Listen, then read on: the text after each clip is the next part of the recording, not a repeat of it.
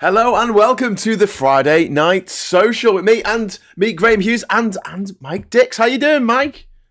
I'm all right. Trumpton fame. How's Trumpton getting on? Trumpton's taking a back seat at the moment, literally to a new project. Yeah. Do you want to tell us a bit about that, or maybe later? Maybe not. Maybe later. Okay. I may uncomfortably shift on my chair throughout this. Okay. Fair enough. Can we make you more comfortable? Is there a way to make you? I can't drink anymore, so you know. Have you got a picture of yourself behind you? Yeah. Hasn't everybody? Yeah, okay, fair enough. I then draw a cartoon of myself and put it on the pit. Anyway, so welcome to the show. It is Friday, the 27th of December, 2024. And should we have a look back over the year, Mike? Is it worth doing that? Or should we look ahead? Should we look ahead to the year ahead? 2025? Because it looks like so much fun.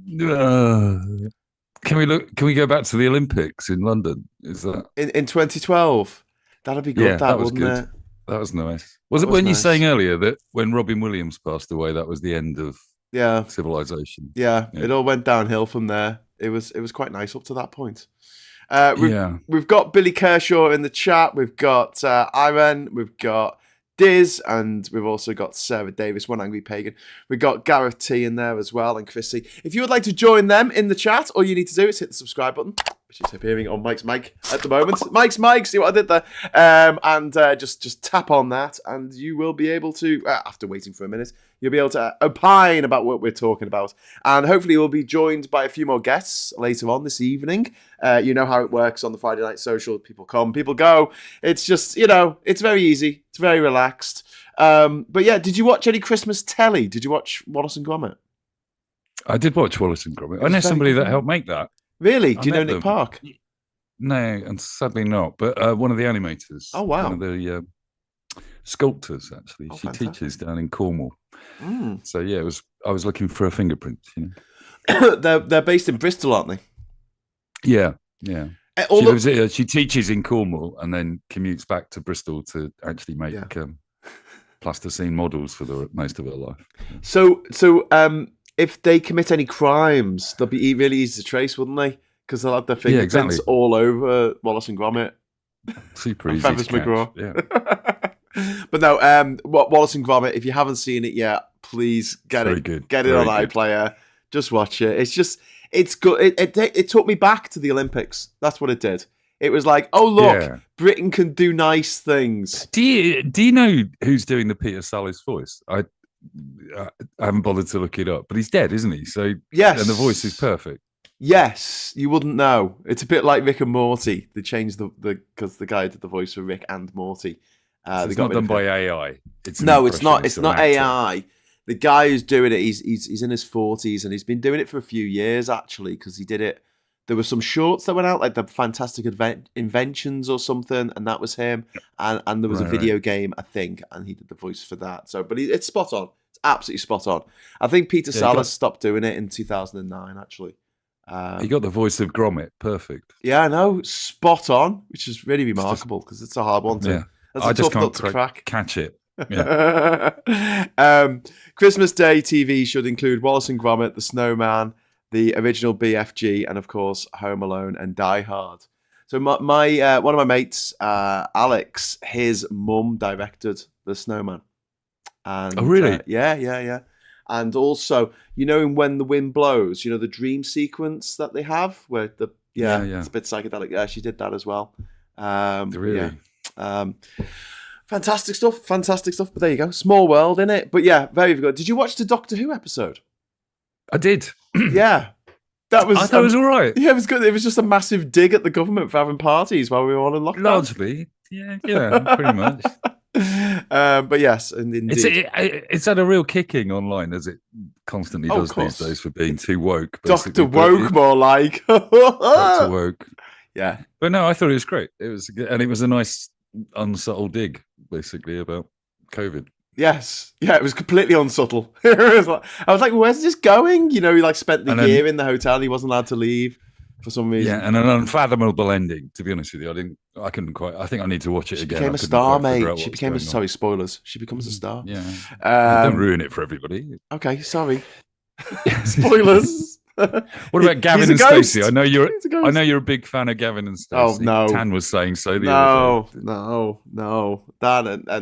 Gavin and Stacey do Strictly. That's what they should do next. I wouldn't. I don't know, right? Because I've not really watched it, and it's really bad of me because it's not. It goes against my sort of philosophy in life. Is that you should try everything at least once, except incest and country dancing. But it's got James Corden in, and I just hate him. I just have an irrational hatred for him. I don't know what it is about James Corden that annoys me so much. Position to take. No, but I don't really know if he's a bad guy or not. He might be fine. It's just something about him really gets me back up. I just don't like him. Farage. I feel the same way about Farage and Johnson and Trump and all these. I can't stand them. Russell Brand, someone who I've always hated. Like from the get-go, as soon as he was on like Big Brother's Little Brother. I think before then he was on MTV for a bit, and I just hated him from the get-go. Just something about him just gave me the Jimmy Savile like creeps. So there you go. Gareth T like the subtle digs at Yorkshire in Wallace and Gromit. Yeah, I thought that was quite funny. Keep out. He's heading for the border. As the border, Lancashire and Yorkshire. But Peter Sallis was a Yorkshireman, wasn't he? Yeah. Who is pretending to be from Lancashire. Disgraceful stuff.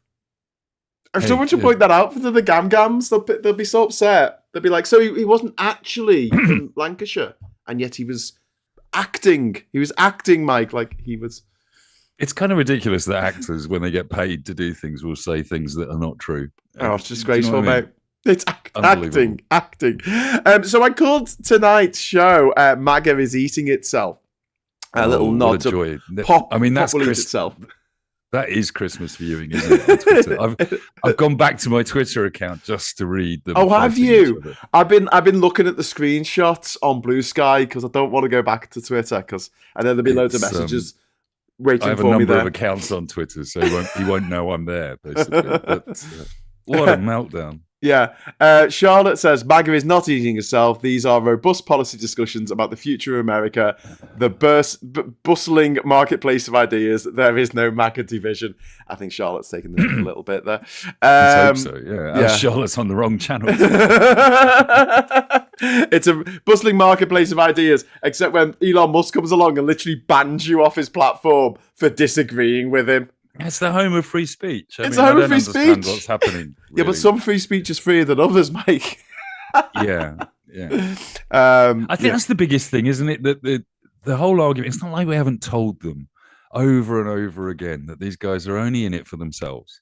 You know, Peter Thiel, Sachs, Musk, the Bezos, and they're in it for their own wealth. Zuckerman turning up to do their thing, basically. Yeah, absolutely. It's just power and less taxes. That's what they want. Number 3 is saying clickbait, Graham. Tut tut. I'm so sorry, Richard. They are just going to throw each other under the buses, and Trump won't back any of them. That's the most important thing. He'll let Loomer and Musk fight it out, and he's not going to support either of them. I reckon something's going to come out between him and Loomer because they've been hanging around, haven't they? And she's got a reputation for filming stuff and recording stuff without people's knowledge, and then she may have out prepared. Online. Yeah, Mikey Famine. Hey, Mikey's joined us. Hey, Mikey on the panel. How you doing, mate? He's finishing off his popcorn. See, Americans do popcorn different to us. They look like cheese toasties. They do. They do popcorn all along. This is the sighting of a gingerbread house that never was. We made gingerbread houses. They were bloody awesome. They were all torn to pieces. I was like, well, this is not going to make code. So cool. Good to see you, mate. How's things over in the States at the moment? Is it cold? Is it cold where you are? Did you have a white Christmas? I'm debating on whether to tell you guys this because I don't want to cause panic. Okay. What happened? In the little retention pond near my house. Yeah. We usually have the goose apocalypse every year. We're like easily 400 to 500 geese just like descend, and they are a honking, shitting mess. Okay. The goose apocalypse. The Canada goose. This is going somewhere that I didn't think it was going to go, but continue, please. I'm intrigued. They're eating the geese. Right. Geese. Tell us about the geese. Don't eat the geese, and here's why. Normally, like the geese will sleep out on the water, like they'll sleep out on the ice, and I'm like, oh, that's cold, right? And I'm like, oh yeah, but it's not as cold as the inside of a coyote's belly. So I'm like, oh, okay. So me and the wife were driving off to see her dad for Christmas, and there's like 7 slain geese on the ice. What? Just I was like, what the fuck? And then I saw like 2 more further down, like away from the rest of the pack. Dead geese. And then I saw like a couple more further down the ice, and I was like, okay. Something must have got in there, and I was like, but they're not bloody. Is that a mass shooting incident, Mikey? I thought somebody got a Red Ryder BB rifle or something. In which case, that's just normal everyday America. Yeah. So that's fine. Like in the Christmas Story. But then I was aiming at the kids in the school, and the geese got in the way. Yeah. I was thinking, I was like, but even still, if somebody hit him with like a pellet gun, surely one of them would have bled. But there's no blood anywhere. Okay. Anywhere. Could have been a ghost. Did you think of that? I thought about that, but I did remember that I did a consecration spell to banish the lake spirit that was a real problem 2 summers ago. Okay, so fantastic. the lake should be good against supernatural. Okay, it's got a protection charm. There could have been repercussions, though, to that spell, Mike. Got the words slightly wrong. The candle went out a second too early. So, dead geese, what are we going to do about it? No blood, dead geese. Yeah. It's the bird flu. Oh, shit. In your back garden. I have never seen one dead goose on that lake, let alone a pack of them. And then the fact that there was no blood and that they're far away from all the rest of them, I'm like, oh, they're sick. Yeah. That's not good. That's not good. Well, they're flying into everybody's neighborhoods right now. They're migrating south to get away from the cold. From Canada. So Trump's Canadian quite moms. right about the problem with Canada. Yeah. Shut that border. He should invade. Stop the geese. It's a genuine problem, though, isn't it? That it's an uncontrollable outbreak at the moment. Yes.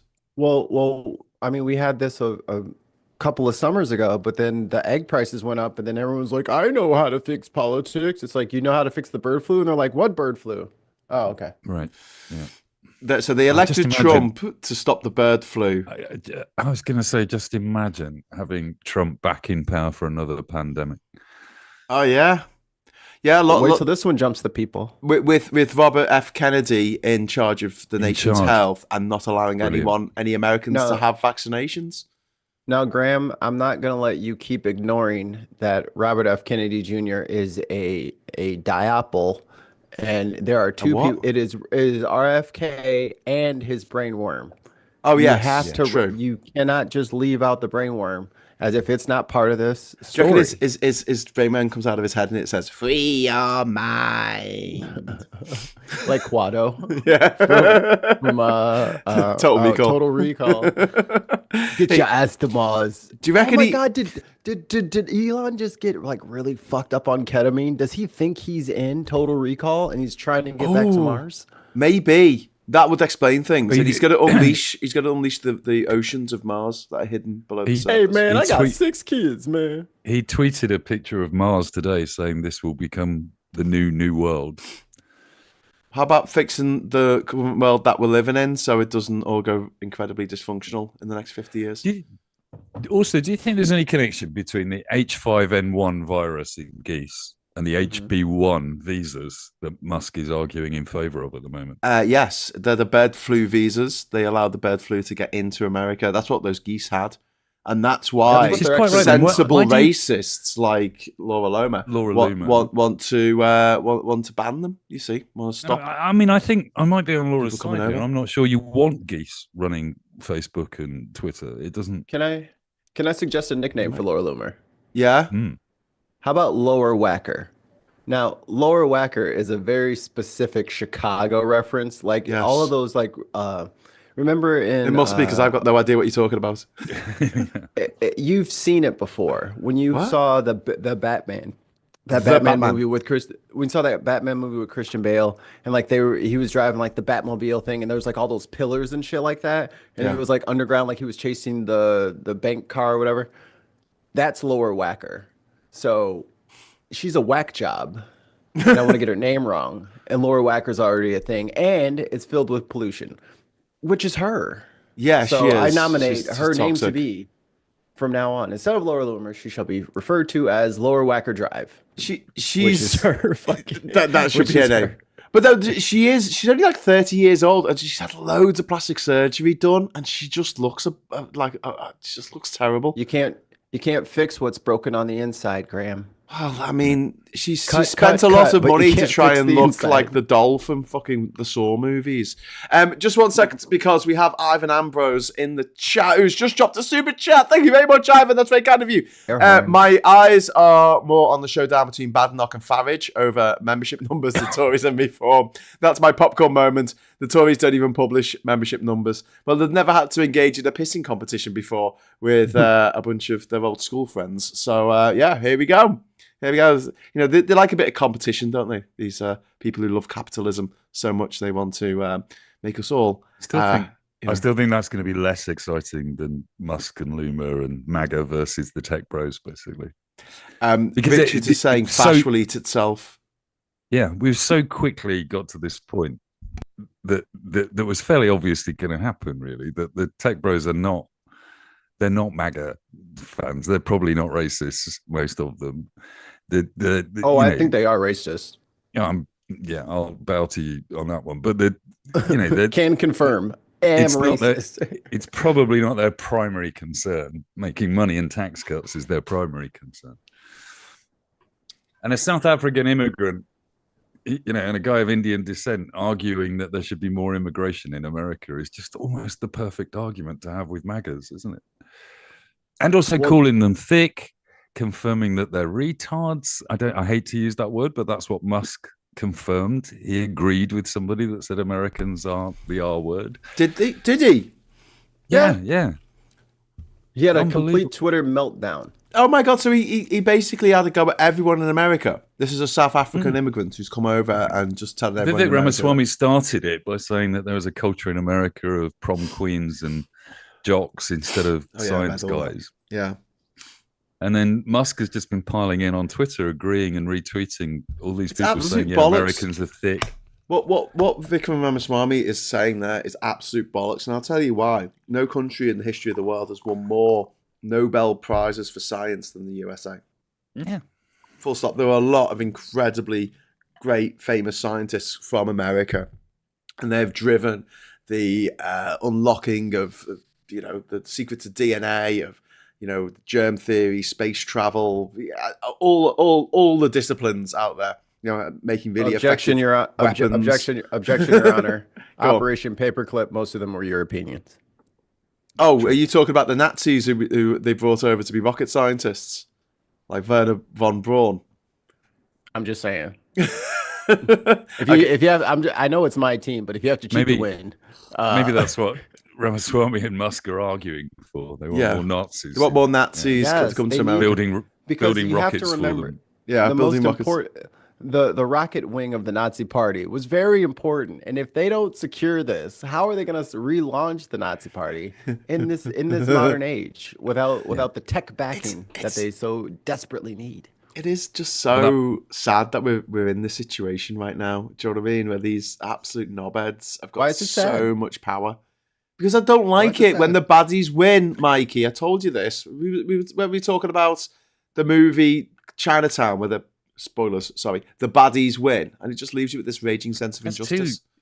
That's two Christmas movies you ruined tonight. I'm sorry, mate. And you didn't tell that to me, so you ruined it. They're all on my list.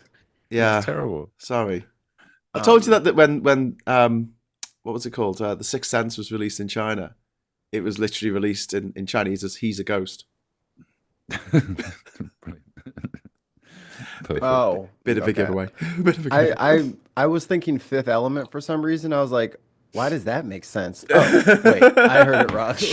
They released The Fifth Element as She's the Fifth Element. It's like Luke's Dad Strikes Back, the sequel to Star Wars. Luke wins.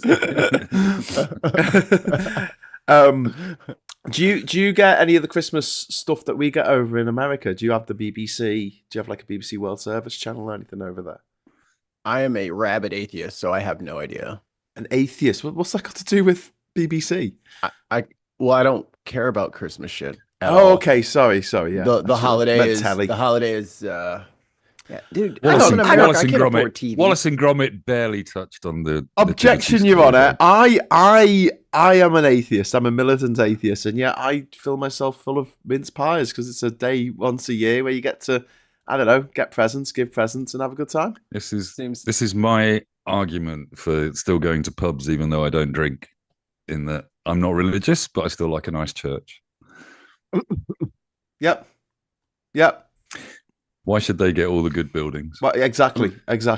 But I want nothing to do with the whole endeavor. Keep your Saturnalia. I'll eat your gingerbread houses piece by piece. But don't you have a day when you're just nice to people, Are you Mikey? just doing that in front of the kids, Mikey? Is that it? Are you just... They made a gingerbread house and you're just destroying it in front of them. Bite right through the front door. Rah! Reality. But yeah. Christopher Hitchens. Chomp, chomp, chomp. I just want to mention Chinatown again. Sorry for ruining the ending for people who haven't seen it, but I feel like you should know that happens because it makes you steel yourself for it. So you're not like too disappointed at the end. Do you know what I mean? Okay. I feel, and plus it's a movie that's over 50 years old. So come on, please, get with the program. I've got a long playlist. You've had 50 years to watch it, Mike. Jesus, I got a lot to catch up with. I put. I'm actually old enough to have gone and seen it. Basically, when it first came out, so. I don't think you would have got in. It would have been an X-rated. No, I don't think so. X-rated, like. I mean, I did have a white beard when I was 7, but it was still fairly obviously. Look at that small gnome. But yeah, I think for the X films, you could get in as a kid if you went with an adult and then change the rules to like. Who wants to go to an X film with an adult? I don't know. Well, Midnight Cowboy was an X film, wasn't it? Before they changed it. But over here, Mikey, like when a movie gets released at the cinema, you have to be 18. If it's an 18 certificate, you have to be 18 to see it. Like, you can't take your kids to go and see a film like you can in America. That's an R. What? So I would never go with my mom. I would just go but the same movie. Very cool friends, very cool older brother. Well, I think that Catherine's elder. She's 14. I think she could handle watching Aliens or The Terminator or something like that. But in this country, legally, she's not supposed to watch them until she's 18.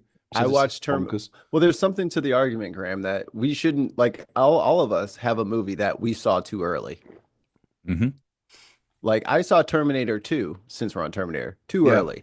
Like, when the fucking blast goes off and she turns into a skeleton ripping against the chain link fence. Great. Oh, yeah. Shouldn't have saw that at, like, 8. 8? You 8? Oh, you spring chicken. That explains everything, Mikey. I saw the polar bears will never get me. I saw Terminator 2 for that kind of PTSD. I saw Terminator 2 at the cinema. That was an intense scene with the fucking... Yeah. Saw at the movies. I went to the pictures, Mikey. That's how old I am. The pictures. The picture house. I went to the big picture you house. You ought to be in pictures. Yeah. I was already a massive fan of Terminator and Aliens. And Star Wars, obviously, and Die Hard. They were just the best movies of all time ever. But a lot of movies from the 80s are really messed up, mate. They're really, really messed up. Scott can tell us more about them in the moment because he's about to come online. Scott, hello, are you there? We just segued over to 80s movies, which were just mad. Here he is. He's connecting to audio. Hey, Scott. Hello, Scott. How you doing? Merry Twixmas. Merry Twixmas, sir. To you and yours. How you doing? Can you hear me? Hi. Yes, I can now. Yes. Hi. How are you? Hello. Chris C is saying, I saw Howard the Duck at the age of 7. So did I, mate. And it messed me up for life. And also, Return to Oz is the most fucked up film you'll ever watch. Especially if you're like, I don't know, 5 when it came out. And you saw it at the pictures. Even Wizard of Oz, when that fucking tree grabbed her, I was like, oh, trees are just throwing apples and snatching people now. The monkeys. Yeah. Oh, the flying Let's monkeys. not bring up the monkeys. No. No, the wheelies were scarier than the monkeys. The OEO dudes. Wheelies were terrifying. And the queen monkey who took her head off and put another head on her body. What the hell was that? I'm sure if Graham's seen it, he'll ruin it for me in a minute. But have you seen Wicked, Graham? Yes. Because I understand the monkeys are retconned in that, aren't they?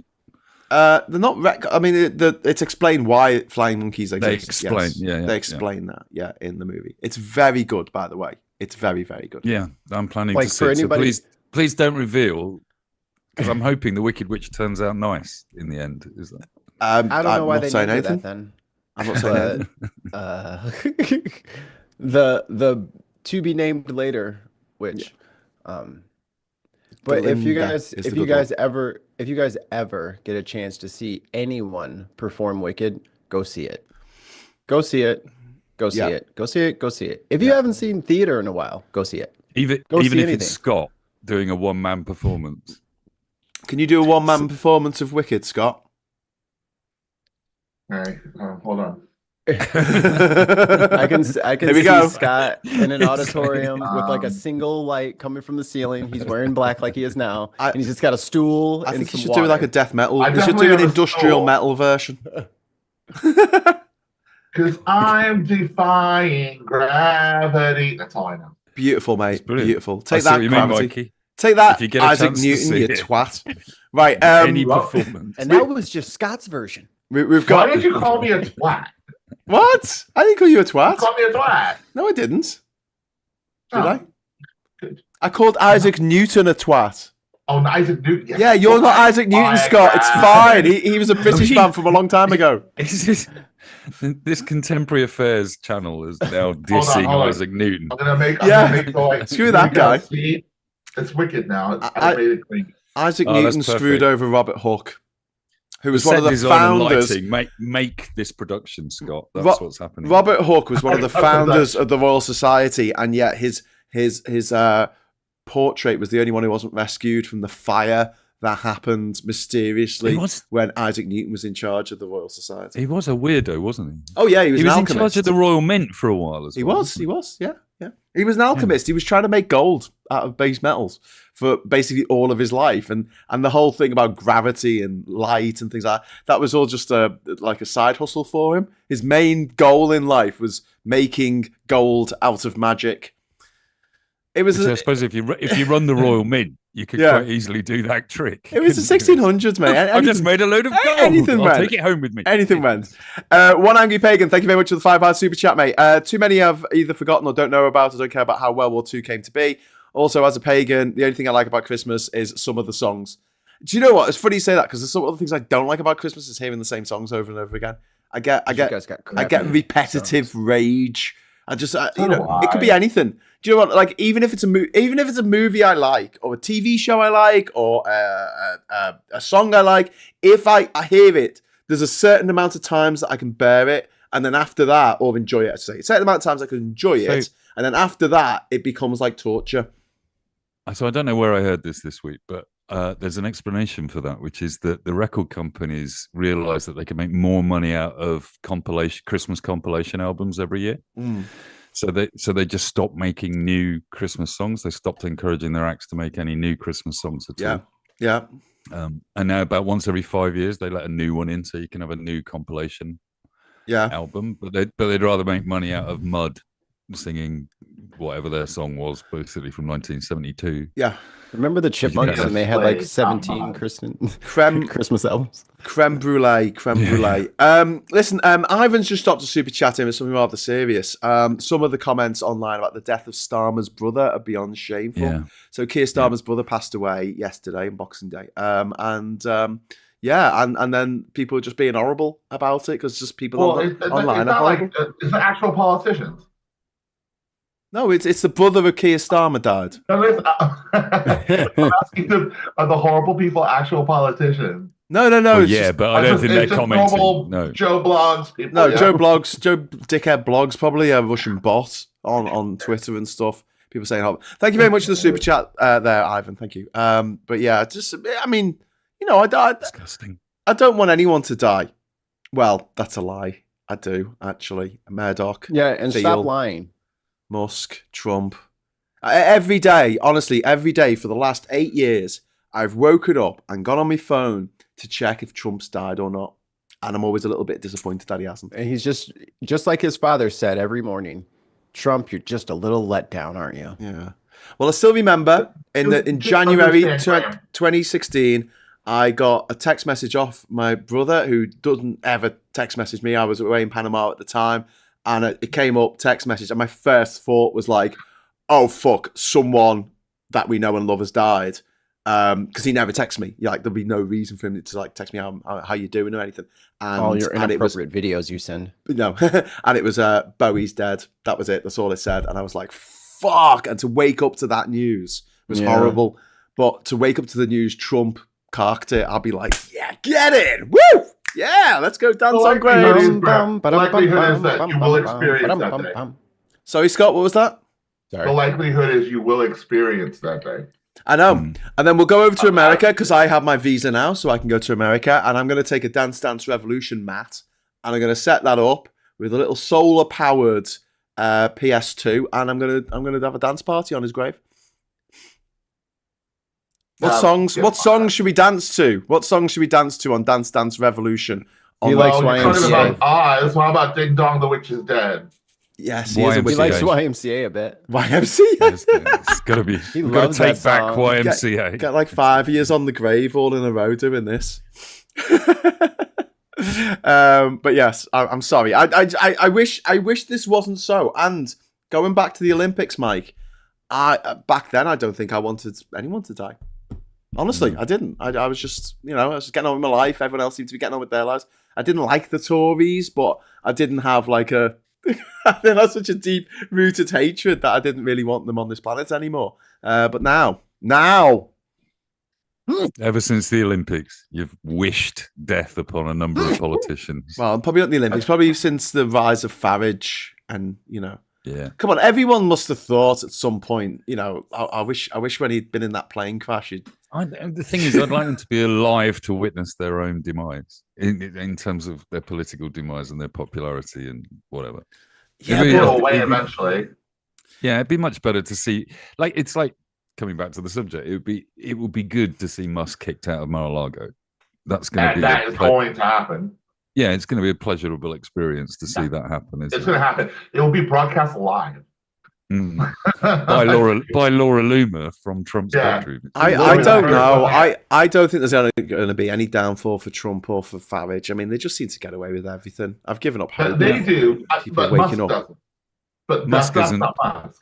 Yeah, Musk. He's not protected by votes. Yeah, Musk is another kettle of fish. Although he is very lucky. I mean, he should be behind bars along with the Theranos woman, Elizabeth Thingy, and Sam Bankman-Fried, and other crypto con artists. A man whose opinion I admire very much often says rich people don't go to jail. I can't remember what his name is, but he has a Scouse accent. Yeah, sorry, I can't believe you respect that guy's opinion, mate. Talks bollocks most of the time. Good. Well, Tim Ballin's making a valid point in the chat here, saying Jack Smith's team preparing now for Trump retribution, extending even to spouses. Yeah. They need to get out of America. They need to go to a country that has no extradition treaty with America and just stay there until Trump is dead. And this is something that happened to me when I was traveling around Southern Africa. I met people in South Africa who were Zimbabwean, and they were literally waiting for Mugabe to die to go back. I met people in Tunisia who were Libyan, and they were literally waiting for Gaddafi to die to go home.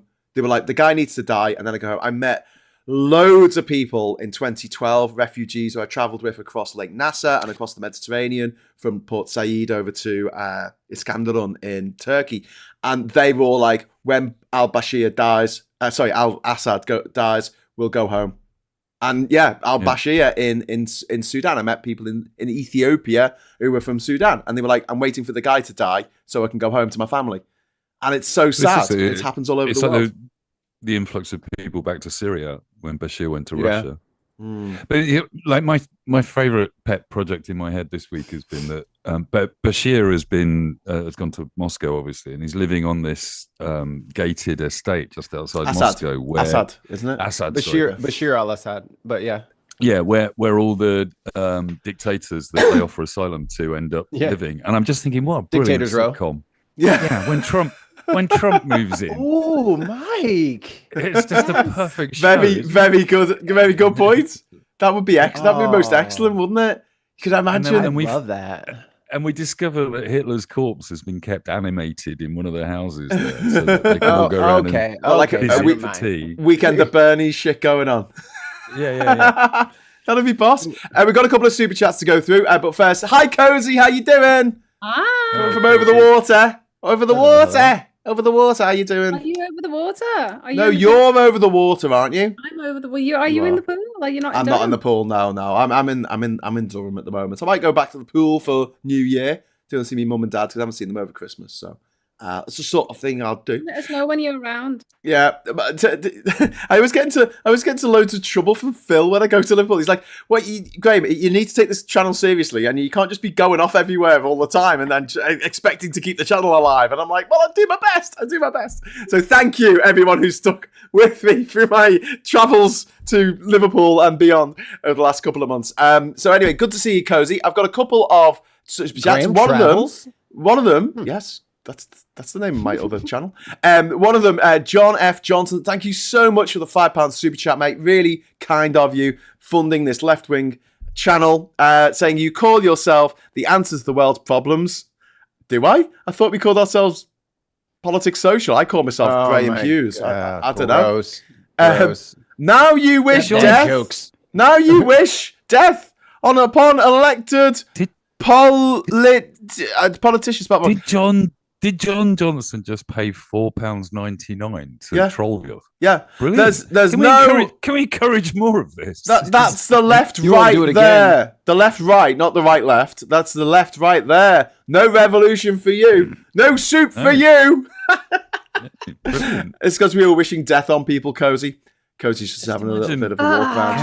How different the October Revolution would have been if the Romanovs had been paying $4.99 every time they wanted to insult the Bolsheviks. Oh, mate, that's what we should have done.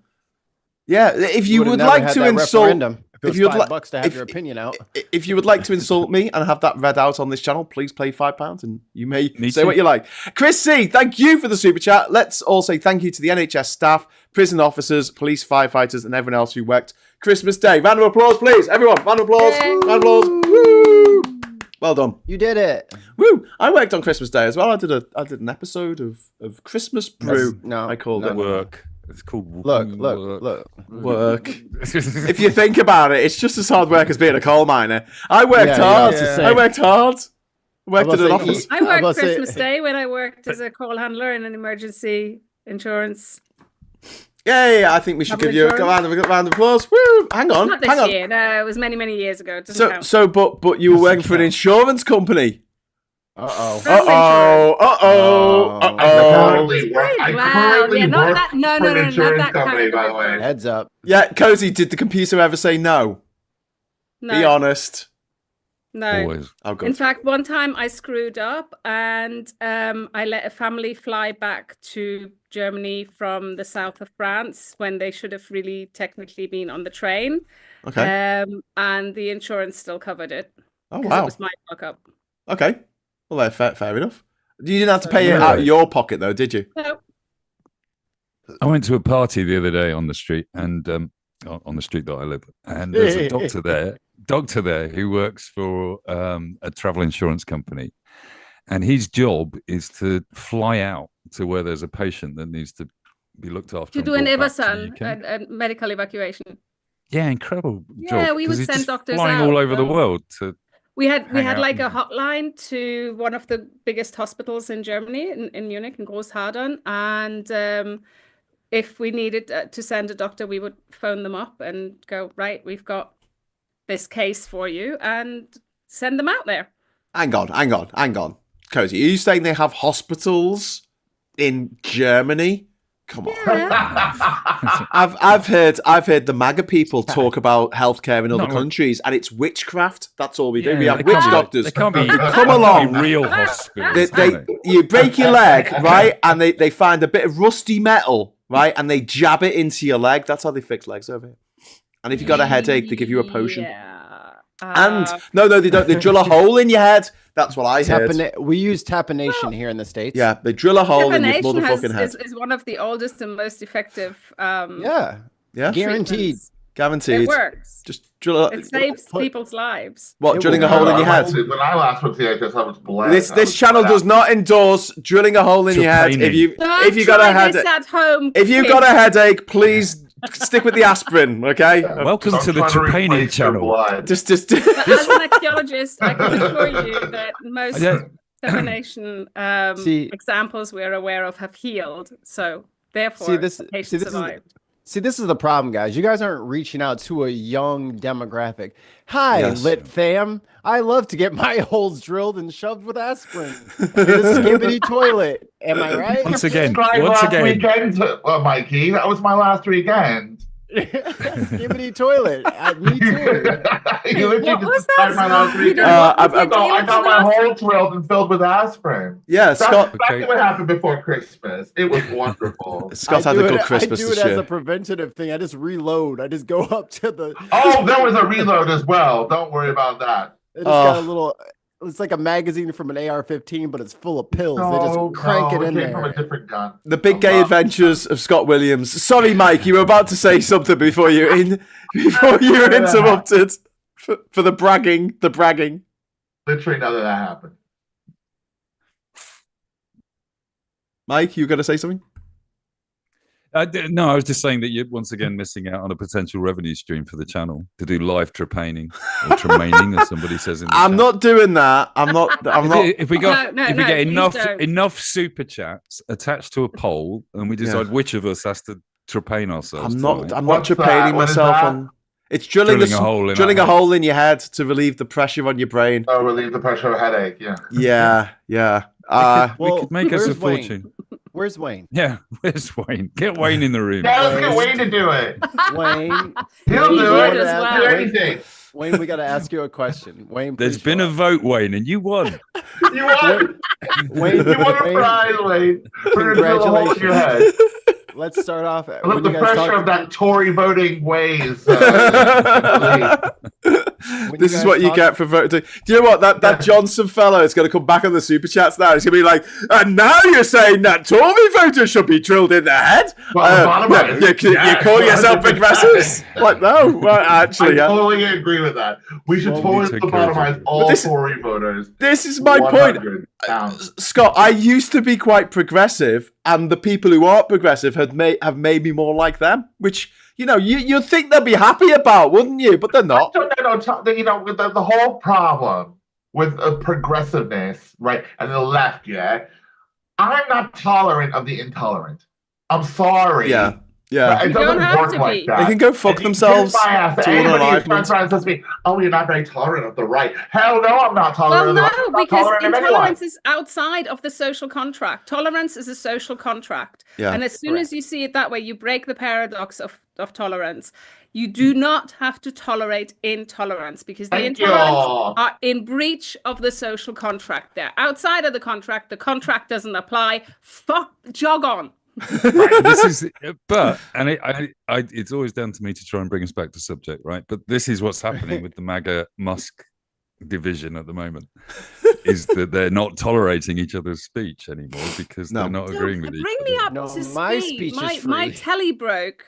I can only do streaming, so I have not seen any news for 5 days. It's well. You watch news on the telly? Don't tell her. Well, I don't do that. I just check it on my phone. She's having such a good day. I get most of my news from you.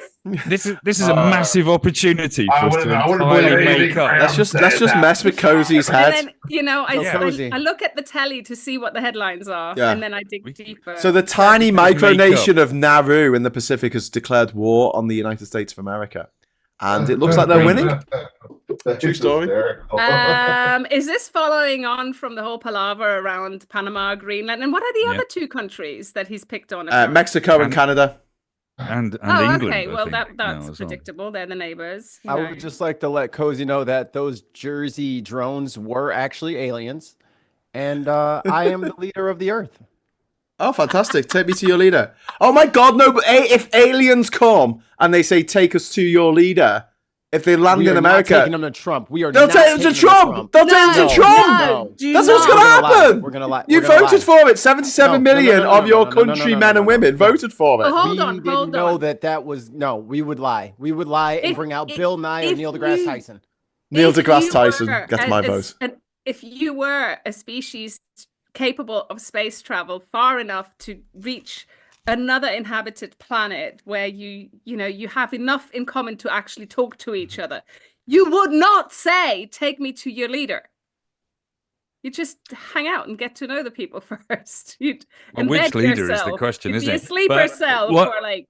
What's depressing is I drew that joke 8 years ago. Oh, no.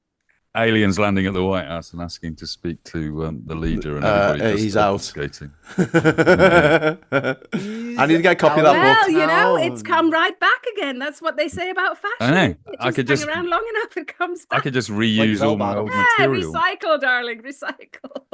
Fascism's like bell bottoms. You heard it here first. One angry pagans dropped £2 in the chat to say President Musk. Laughy smiley emoji. Yeah. He loves it. One angry pagan. Is that actually Trump and it will all be over? Is that President Musk written in runes? Yeah, yes, I think so. Yeah. Well, someone will say that for Trump, and it will be over. It'll be gone. Are they? I mean, I hear with glee that they're at each other's throats already. But yes. Yep. What happened? Thunder in Paradise. So essentially, Musk and Vivek Ramaswamy, who are going to be in charge of the Department of Government Efficiency, which is a made-up post. It's not actually going to be part of government at all. Can I pause you? Can I pause you 1 second, Graham? Yeah. With that Department of Government Efficiency thing, you know the thing about government departments is they don't have any power unless they're voted on. Yeah. All of the shit that they've been talking means nothing. It's all you don't have a budget, you don't have a chair, you don't have anything. There's not a desk. You know what I mean? You just fucking pulling tables together. Well, this is not a real Mikey, department. don't you think that they realized this within a day or two of being allowed to set up DOGE? And now what they're trying to do is use Twitter. It's not real. But here's the thing about Musk and how useless he is, right? And how he can't read other human beings is that he's been trying to use Twitter to mobilize Maga to make things happen, like to get the government shut down, et cetera, against Trump's wishes. And now he's gone against MAGA. So the power that he had to mobilize those people to ring all their senators and their congressmen, et cetera, has now just vanished because he's insulting them. Well, they wouldn't do that anyway. My little fantasy, well, I have all the fantasies available, but is Tell that me about them. is that no, they actually do set up the government, the Department of Government Efficiency as part of a proper department within the executive. They dot all the T's and they cross all the I's, do everything they need to do. And then as it becomes a real thing, it becomes a real boy, just like Pinocchio or Data in Star Trek. They sack Vivek and Elon, and they put other people in that role. And the first thing they do is suspend all government contracts with any Elon Musk companies. And that'd be fucking hilarious. Cancel the Mars project. Yeah, cancel it. Cancel all the Starlink shit, the SpaceX, which just takes billions off the American taxpayer every year. Cancel all that. Cancel the $7,000 per Tesla that gets sold in America. $7,000 that goes to Tesla comes from the government, or rather, it comes from American taxpayers. Every one of those starships that blows up spectacularly live on Twitter costs $100 million. And it's taxpayers' dollars because it's all supposedly aiming towards flying to Mars last year, which is when it was supposed to be going. Yeah. So now he needs to make not only a rocket ship that can go to Mars, he also needs to make he needs to build one that can go to bloody orbit. Yeah. I mean, the most he's done at the moment is fly a banana into the Indian Ocean. I could do that for $100 million. Further than he has. Yeah. Red Bull have gone further. So I want that guy to jump from space. Red Bull, yeah. Red Bull got further than Musk. I would like to not shoot. I would like to not give any cover for Elon. I just want to point out that Elon has very, very little to do with Tesla or SpaceX because he's not that smart. His smartness was in like programming, right? Like setting up the code. Well, setting up the code for no, his coding stuff like that. Yeah, like his coding's garbage. No, his coding's garbage. He never wrote the code for PayPal at all. So what was his part in PayPal? He had a website called XCOM, and it was brought because it was seen as competition to PayPal. He was made chief technology officer for a while, but he didn't write a line of code for it. He wrote the only public code he's ever written is a Space Invaders ripoff that he made. That he did in college. To have invented it.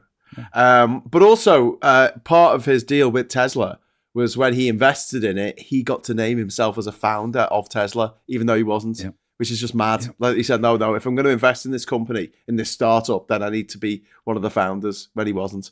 And he's done none of the engineering for it. All of this is a lot of forest blocking the trees, where I was going to say SpaceX does a lot of good, awesome, cool science shit that has nothing to do with the fucking idiot who happens to, put his name on the outside of the building.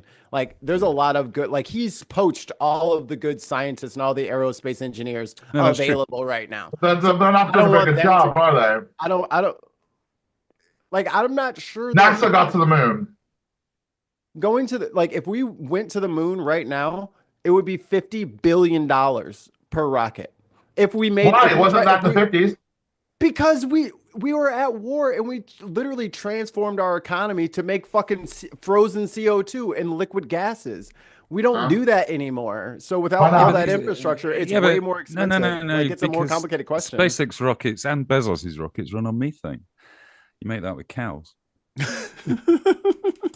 Well, yeah, it's true. They do run on methane, and the point of that is so that they're reusable on Mars. Yeah, I mean, it's so that you can make it out of the frozen water on Mars. But Bezos is going to launch a super heavy rocket this year, and genuinely his space program is better than SpaceX's because they literally don't keep blowing up $100 million of your taxes every day. Well, if they can make a banana fly. Essentially, for us to build one Saturn I rocket would take like 10 years of NASA's budget.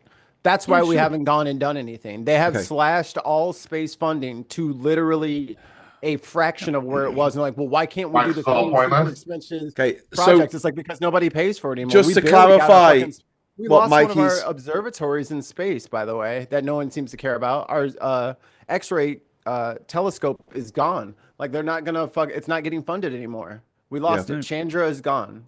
Well, and absolutely, NASA is not going to get more funding out of Musk and his puppet that he put in charge of NASA.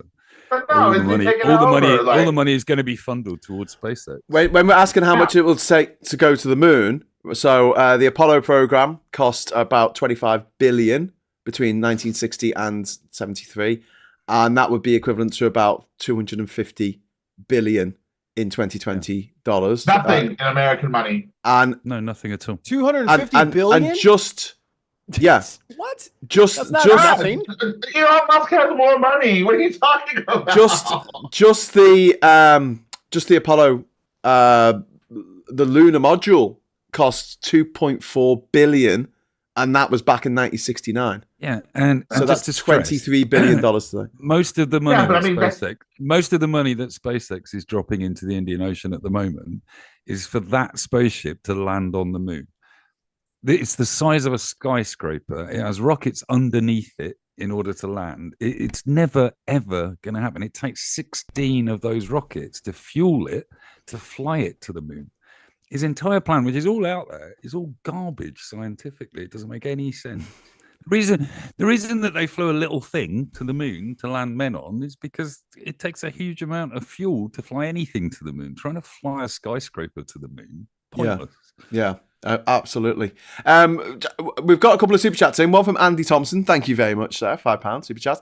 I know it's not the definition of tolerance, but I don't like the word because it's usually used as a synonym to put up with, which I completely agree with. And then we've got John F. Johnson's back. Hi, John. How you doing? Hey, John. This time, Thanks, £10 to say #Farage 2029. So this guy's obviously a fan of. You are a disgrace. An idiot. What's a disgrace?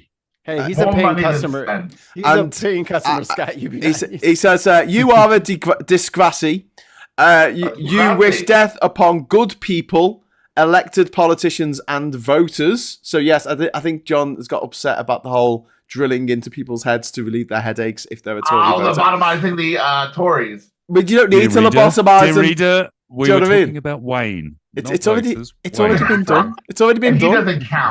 He doesn't count. So here we go. Wayne is ours. We get to punch holes in his forehead whenever we like. John has looked into the future and says Labour will create an authoritarian state under the German Empire. Brackets EU. Sounds racist. And apparently we silence the real issues. Oh, which issues are we supposed to be silencing this week? I don't know. Doctor Who, Wallace and Gromit, Christmas. You can't say Christmas anymore, you know. I said Merry Christmas to a police officer the other day, and he punched me in the face and put me in the cells for the night. Just for saying Merry Christmas. Merry Christmas. That never happened. Just because it never happened. Just because it never happened doesn't make it not true. And it doesn't mean that his feelings weren't hurt, Cozy, by the way. Yeah. And I mean, I imagine that it could happen because you can't say Happy Christmas these days. You have to say season's greetings. Remember when I told that goose? You say Happy Christmas, Graham. I'm totally offended. I celebrate Kwanzaa. I'm offended that you're offended. Kwanzaa now. Get over yourselves. I'm offended at everything. Remember when I told that goose story? That was clearly just an allegory, so I could secretly make fun of Farage. Like that's why I told the goose story. Is because I want to silence the real issues. Get a fucking grip on yourself. There he comes. There he comes. Here comes the Waymaker. Lyrical gangster. It's the Waymaker. Oh my God! It looks like he's pulled us into bed with him. What's going on, Wayne? Why are you in bed? I want to go to bed with Wayne. Are you doing, Wayne? Scott, put it away, mate. Come on.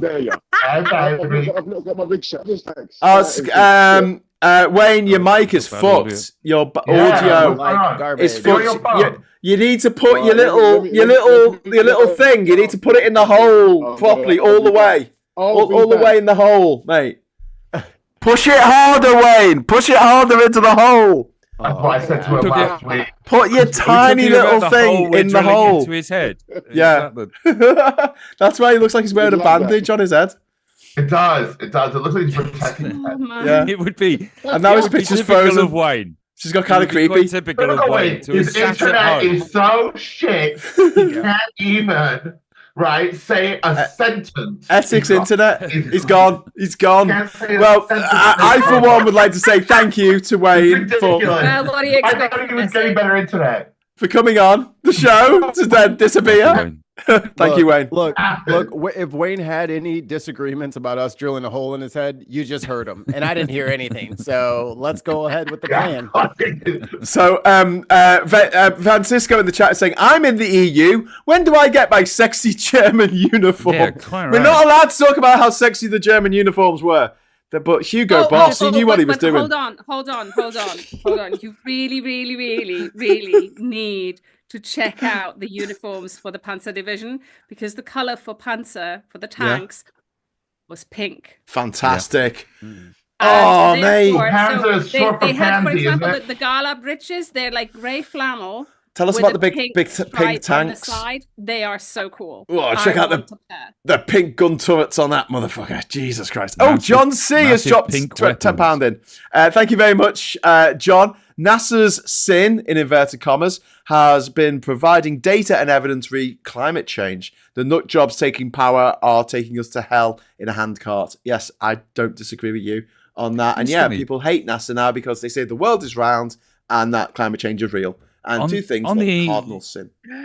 Just on the impressive things that NASA does do with its limited budgets, they skimmed the sun today. Yes. Yeah. I think, Graham, you were saying on another podcast, like if it was a meter, or if we were a meter away from the sun, it was 4 centimeters. 4 centimeters.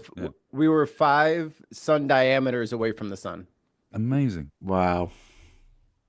And it's really weird because the sun's really hot there, but on the surface of the sun, it's only 6,000 degrees, which is a bit too hot for Christmas turkey, but it's quite cool. Not if you're in a rush, Graham. Not if you're in a rush. That's what you need. Nobody knows. Oven to 5,000. I got to cook this motherfucker in 30 seconds. Why is it so hot? Nobody knows. I guarantee you, somebody in NASA thought about strapping a turkey to that satellite. If you know what, if it wasn't $100 million per pound, maybe. That's I'd eat that turkey. Yeah. There was a really wonderful story on the BBC about a woman who used 5 air fryers to make her Christmas dinner. Oh God! Oh, God. I saw it. What's that? So Cozy, you've watched no news for the last 3 days, but that's the only news story. That's the one that Graham sent me. Yes, thank you very much, Graham. It was like front page news on the BBC website. Woman to make, and she hadn't even made it yet. It was the day before Christmas. It was like, woman to make her Christmas dinner in 5 air fryers. And I'm like, this has got to be a piss take. She's bragging about how an air fryer only uses half the energy of an oven. So she's using the equivalent of 2.5 ovens. Yes, Exactly. but you could put multiple things in the oven. That's what I'm saying. You know, she could have just used 1 oven instead of 2.5. Or she could use an oven and an air fryer, like normal people who have an air fryer. It shouldn't really be called an air fryer. It should be called an air heater, because that's what. I actually. Oh, Scott, your internet's not. It's gone all wane. Your internet's gone waned. Someone's waned your internet. Oh, no. Ah! Cancelled one by one. Musk is shutting us all down. Air fryers should be called air cookers because they cook things with air. They don't fry anything. I bought an air fryer today. Did you? They're great. They are great, but they should be called air cookers. It kind of annoys me. It's a misnomer. It's a bit like the World Series of baseball. They should. World doesn't play They should just be called small fan ovens. The world's best player. player. What they are, really. You wouldn't know nothing about that, though. Yeah. It's a really efficient and small fan oven. Yeah. I cannot wait to do chips in it. No. It's more of a hairdryer than a fan oven though, because it's perfect perfect powerful. for chips. Powerful. The best thing Perfect. for chips. Perfect for hair drying. Perfect for drying the Perfect for baby hair after a drying bath. chips. Yeah. When your chips have long hair, Okay, Quincy. get out the bath. Thank you very much for the £2 super chat. That's what you round sunners would say. You round sunners? Oh, people who believe the sun is round. Yeah, sorry. The sun is actually flat. We all know that. It's just a big pancake in the sky. And then John's back. Yay! Hooray for John. Thank you. Only £2 this time. Oh, thank you, John. Okay, so John says, I love this. I like John. John, you can stay. Scrapping £, SD caused inflation, full stop, Labour, exclamation mark. Yep. Anyone want to help? Well, it's probably true. It's probably true because it's nonsense. Maybe so John was trying to write true. scrapping LSD caused inflation. Yeah, We didn't scrap LSD. We just LSD bill has gone. Oh my God! This would through the roof. explain John giving super chats to say that Trump's great because He's looking at the screen, seeing a dragon right now. So Yeah. It's okay, fair enough. But John, thank you very much for the super chat. Yes, and that a Cerberus £, SD. John, for being stupid. What do you reckon the £, SD means? Any Mike? Any ideas? Can you decipher this? scrapping. No. Use your crypto skills, Mike. Scrapping. I mean, I Google it, but I think it's just nonsense, isn't it? Okay. But it caused inflation, so there you go. The first 10 years... Has Labour done anything about the pound? They've done nothing about the pound. It didn't have to. John, clarify, John. We don't even know how to... shillings, and pence. Oh, my God. Pounds, shillings, and pence. Civilization led to. Hey, maybe I should have answered that. We're talking about 1971, aren't we? Yeah. Yes. Scrapping £, shilling, and pence caused inflation.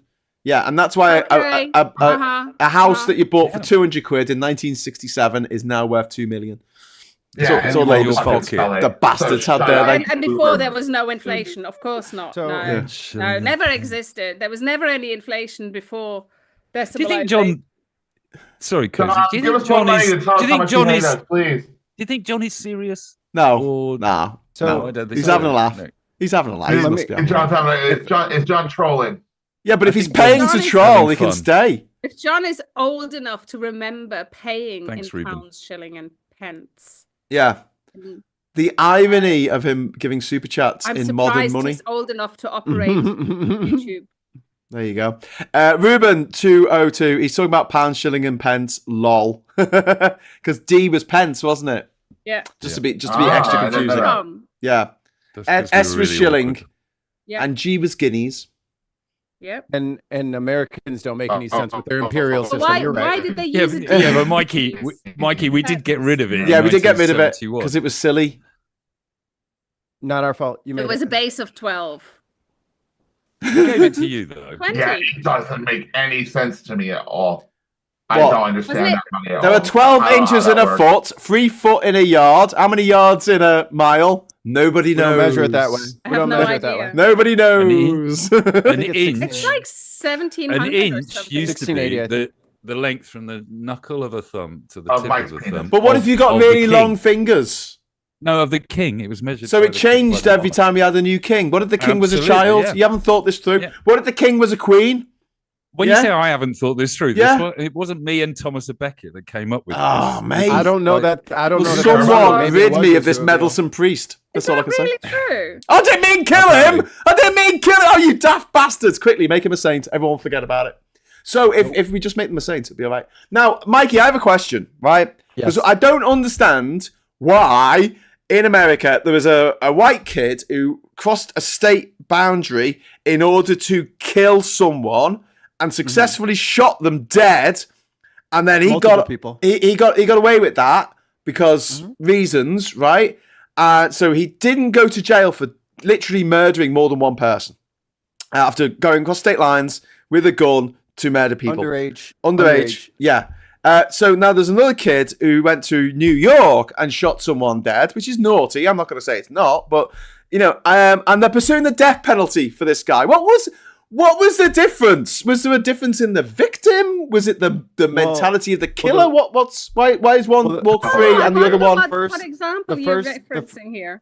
The first guy you said was white, and the second guy was oh wait, no, he was white, so it can't be that. Okay. Well, the second guy must have been broke and poor. Nope, he was a wealthy guy. No, he's wealthy. Well, he must have been paid by Kamala Harris and the Democrat. Nope, he was an independent, kind of like a. He's a bit of a MAGA. Tanky. He was kind of tanky. Yeah. So, but I think it's just strange. I don't know what could be the. Oh, hang on. Have you got it? Oh, wait. Money.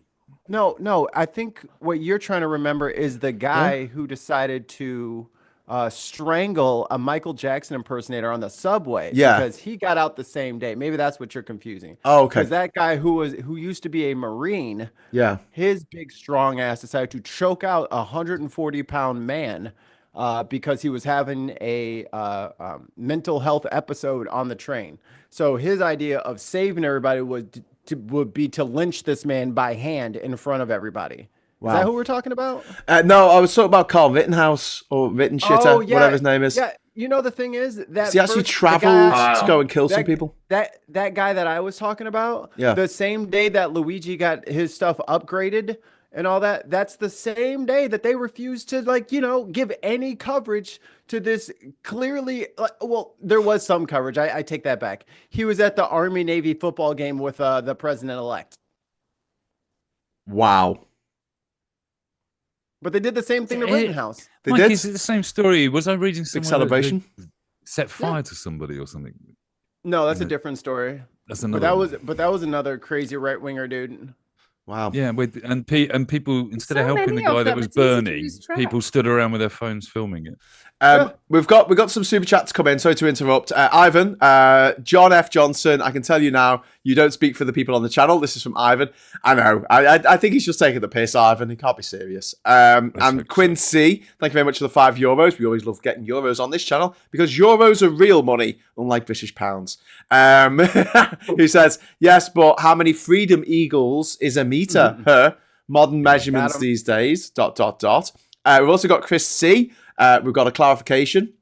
A steward's inquiry from Chris C. saying it was Edward Heath's Conservative government who introduced decimalisation, not Labour. Decimal day was the 17th of February 1971. Thank you for that clarification there, Chris, and also for the money. Thank you, that's very kind of you. And then Andy Thompson has just dropped £5 in as well.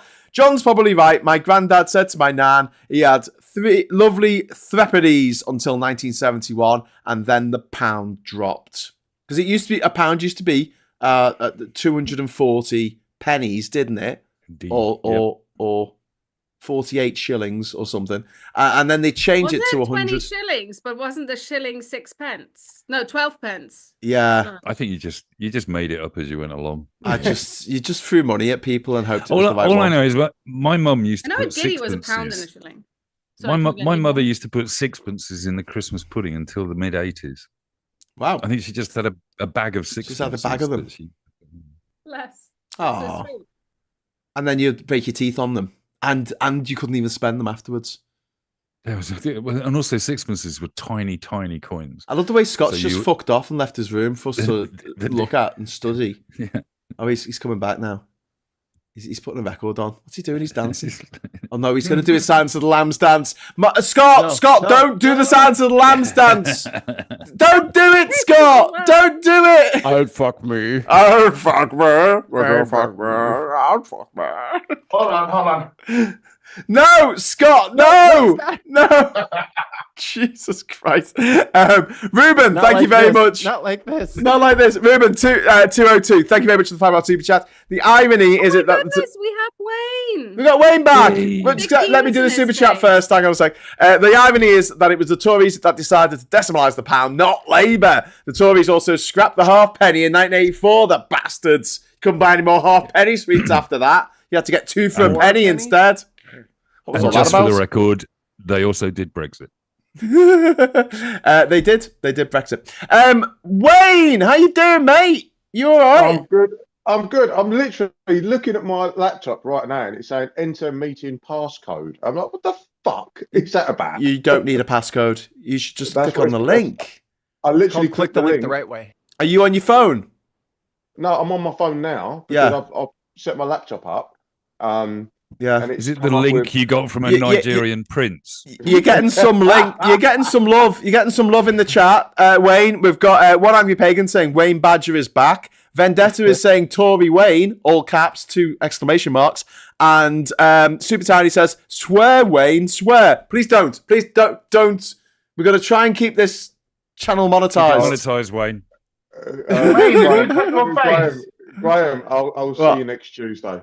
What? Oh, I see what you've done there, you massive C unit. Anyway, we just got another super chat from Andy. Graham, I was joking, you read it badly, lol. So sorry, I fucked up the reading, but I was being interrupted by people talking over me. Aaron, did you just swear, Graham? Yes. Yeah. But you're allowed 2 Fs and no Cs, I've discovered. We've been doing an experiment for the last year and a half on these Friday night socials. we can get away with a little bit of it. Yeah, and Doc Davis says, is there a Tory here? So Wayne, we've got a troll who keeps giving us money to say trolley things. So okay. We're thinking of keeping them on. His name's John the Troll. So John, if you want to give us any more money, that's up to you, mate. That'd be really cool. So how was John? If you want to put it directly into my PayPal account, that'd be fantastic. That'd be Well, magic. Wayne, that brings us on to our new money-raising plan. Wow, talk about taking the boot off Graham. Segue. Yeah, lovely segue. So Wayne, Yep. we did a vote before you came on, and we decided that it'd be really cool if someone on the channel drilled a hole in their own head to relieve the demons in their head, or a headache or something. won. It's Guess called who won? trepanning. I've pretty much done that. What is that? I scratched it so much. What, you scratched your eye that you so badly? It's a spot. No, it was a spot. Oh, a It's just spot. proper irritated. Yeah. Oh, you turned it into a Wayne, little it's supposed crater. to be a hole in your head, man. You got to start over. I'm sorry. Yeah. That's not what we not said. going to cut it. You can't have a hole in your cheek. That's not going to work. That's not Mikey, fair. Mikey, in defence, that's a pilot. It's a pilot. Oh, it's like okay, like a finder hole. Gotcha. Yeah, exactly. Because if you try to drill that deep down with a bolt, it's not going to work. You got to do a pilot hole first. Exactly. Yeah. The bolt can't take the torque. It's You get no purchase. Yeah. Oh, I see. Andy was making a joke about his great grandmother's, or his great grand. Oh no, his grandmother's threepenny bits, because that was Cockney rhyming slang for the mammary glands. Yeah, that's the one. Yeah, so that was it. For kits, that's what it was for the car from Knight Rider. Anyway, moving on. That's what a baby weasel is called, a kit. Oh, that's interesting. Same with foxes. Is a baby what's a baby salmon called? Is that a par? Is that a par? Baby salmon. Have I just made that up? Anyway, I think they're hatchlings until they. Quincy, thank you very much for the super chat, my friends. Thank you. So you're saying the Tories were confused by all the small coinage and couldn't figure out what to do, and then the penny dropped. Penny dropped. Penny drop moment. We're contractually obliged to laugh at that joke. Okay. Chatty Rat has given us the actual things, right? So I'm going to say them in my best old person voice. So thank you very much to Chatty Rat. It was 240 pennies to the pound, 20 shillings to the pound, 20 pennies to the shilling. Guinea was £1 and 1 shilling. Barristers were paid in guineas, and a £1 for the barrister and 1 for his clerk. There you go. 1 And shilling. it was all I'm not surprised it was changed. We had no bananas in the war. All we had was barbed wire and custard. To be fair, Gray, that's the most English you've ever sounded. Thank you. Yeah. Thank you. Super Tiny 808. Thank you very much for the £5 super chat. Put this towards a set a Christmas liquor chocolate tree decorations next year. A set of Christmas liquor chocolate tree decorations. Liquor. Why am I saying liquor? Jesus. It's the American in the chat. You're making me speak funny. Happy Christmas. Stay old school. What? You're going to load of parsley sauce on your Christmas tree. I do. Sorry. Quick. It's some alcohol liquor. Right. Anyway. Yeah. So where were we? We were introducing Wayne. Hi, Wayne. Did you have a nice Christmas, mate? Yeah, it was all right. It was all right. Cody, did you have a nice Christmas? Was it all right? Yeah. I mean, our Christmas is very quiet. Okay. So we just have a big meal on Christmas Eve, and then do nothing for as long as possible.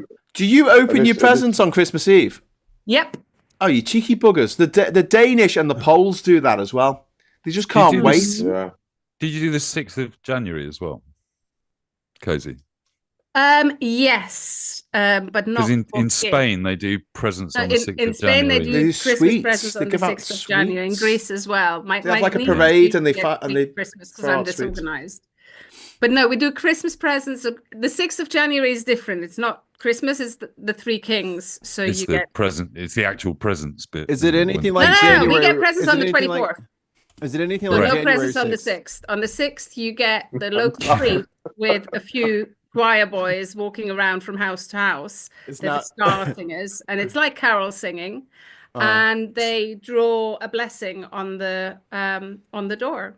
Cool. And that's a traditional German. Caspar, Melchior, and Balthazar, and the date, the year. Is that is that to indicate to the bishops where the choir boys are? Hey, so the choir boys go with the police from house to house. And I heard. Okay. Yeah, so that's a traditional German Christmas, yeah? That's Bavaria. That's only in Bavaria. It's only in Bavaria. I think so. I don't know if they do it elsewhere. I'm not aware of them doing it up north. And when do you invade Poland? Sorry, shit joke. Oh. What was that? Nothing. Nothing, Cozy, nothing. Anyway, moving swiftly on. Lucky I missed it. It was basically a traditional British uncle joke. It was a very bad joke. Sorry about that. Billy Kershaw wants to know, does Graham actually read ... laughy smiley face? Yes, no. Quincy said, a buddy has to make a joke every now and again. Like a plan doesn't necessarily have to be a good one, as long as you have one and try. Thank you, Quincy. You can't always get the joke right. You can't always land it. And Super Tiny says, if you don't have liqueur chocolates on the tree, how the hell do you expect the kids to get to sleep? Well, exactly. Very true.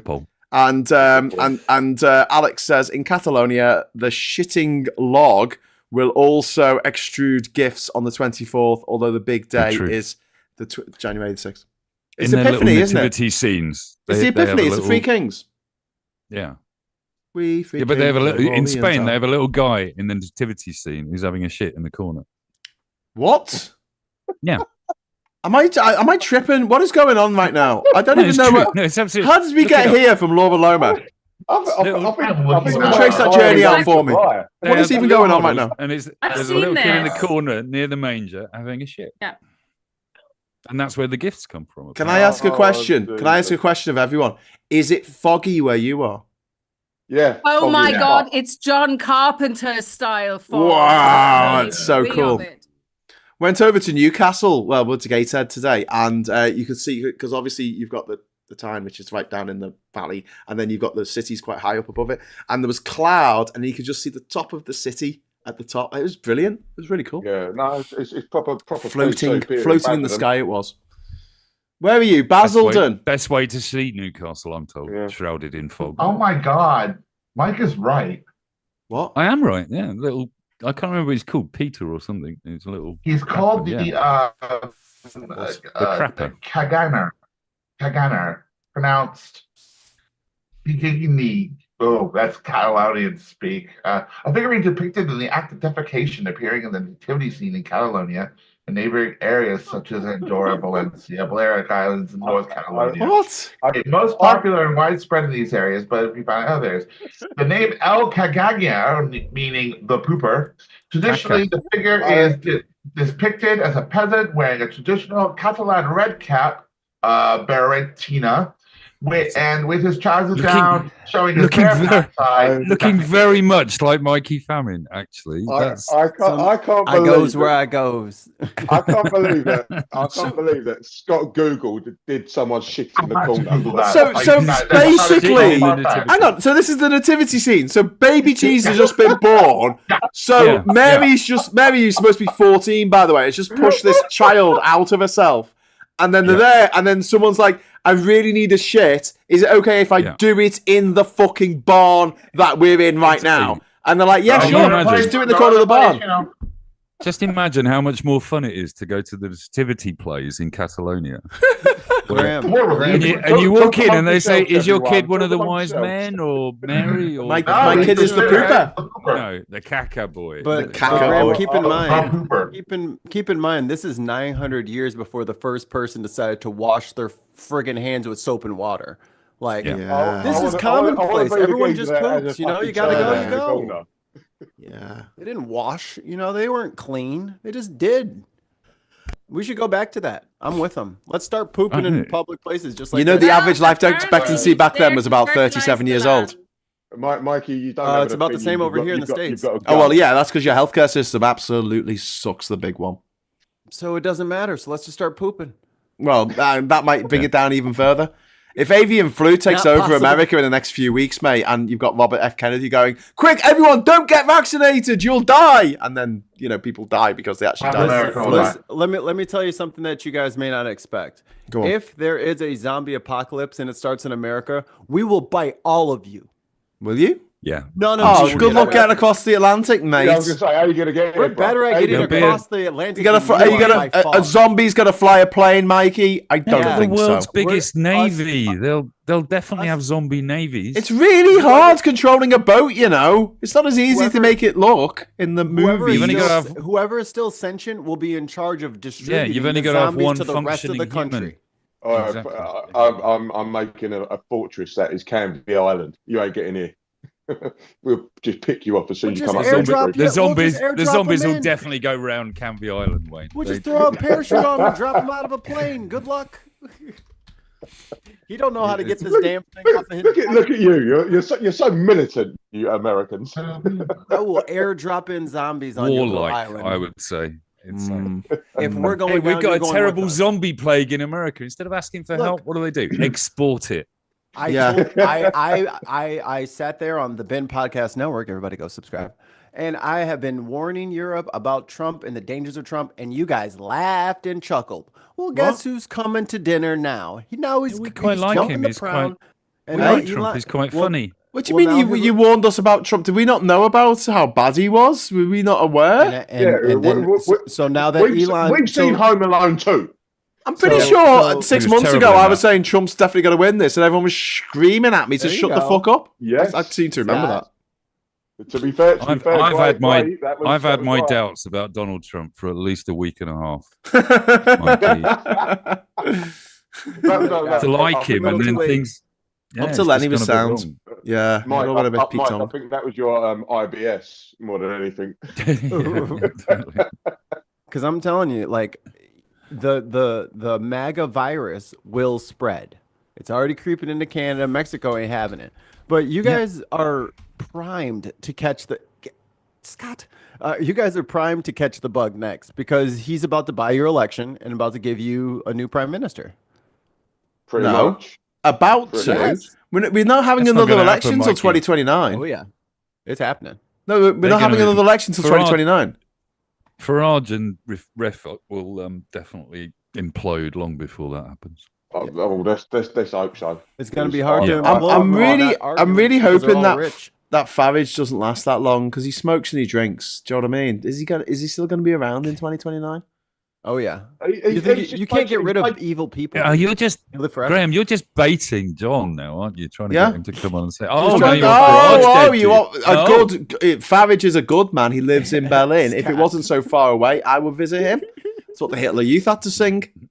Sorry, the Farage Youth. Oh my God, could you imagine? Yes, he'd like that, wouldn't he? He'll get all the little boys dressed in little Boy Scout uniforms and all. Do you think Scott's desperate cry for attention here with that background should be acknowledged? It's the shitting boy. Scott's background. He's like, what are you looking at? What are you looking at? Is Scott having a turnout in the corner? Don't look at my shame. Yeah. Stop touching the little boy's bum. He's it's the birth of the savior of mankind. No one should be shitting in the room. They must have the conversation about that. He's a sign for fertility. He's, fertilizing the soil. He's no. Human shit is really bad at fertilizing soil. Let me tell you. Yeah, full of fucking toxins and plastic and God knows what. Having a cheeky turnout in the corner is not fertilizing anything. Generally speaking, if you want good soil from shit, you need to use a herbivore. Because carnivore shit is not good for plants. I just really want to point out that this little dude has been shitting in the corner and has been part of the thing this whole time. Yeah. The smell of him shitting in the room didn't even disturb the room. Yeah. Oh, look, there's some more shit. Like he was you know what I mean? Like, oh, it already smells like shit in here. No one even knew that the boy was shitting because it already smelled like shit. Alex from the baby Jeebus. Alex VI, or Alex the Sixth, thank you very much. He's been a member for 17 months. Evil people are nearly immortal. They don't die. Yeah. There's another massive shit. What is it with you and the massive shits tonight, Scott? I'm sorry, and I've made there's got a PowerPoint full of them. Was he the Chancellor of the Exchequer and then he couldn't add up? He's got a slideshow. He's got a slideshow of shit. Boris Johnson stole food from children. This is Scott's screensaver on his telly. I love that picture of Boris Johnson eating a massive plate and all the kids are just sitting there looking unhappy. Hungry. That's got to be AI. That can't be real. Is that real? That's true. Is that a real picture, Scott? Oh my God, help me. Look, remember? And he's like, wait, what? You want my food? What? This is Scott in real life right now. Yeah. I should have dropped a Bailey's. Oh, from the shoe. full on old Greg. There's a niche fucking reference. Charlotte Davis is saying, I really think 2025 will be the year that we finally see the practical benefits of Brexit. Yes, because there's going to be lots of rich new countries being created in the Pacific who desperately want to buy our Nissan Qashqais. in a year. Oh, Okay. Infrastructure, logistics, economic gravity. It's all right. We can bend reality to our will because there is no spoon. Anyway, one angry pagan says Scott is a lot of fun. Lol. So, Scott, I think you picked up, mate. yeah. Get your arse over to Cornwall. You'd be sorted. Scott, you're done. Get your coat, you scored. Yes.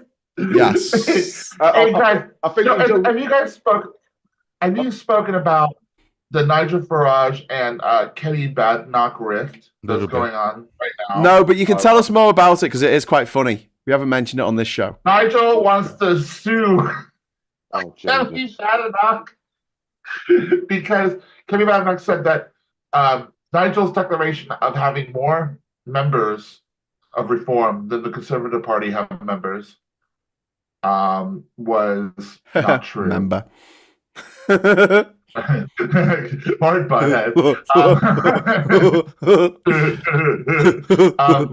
Boys. Shut bud. But yeah, I am the great Cornholio. I need tippy for my bungle. There it is. There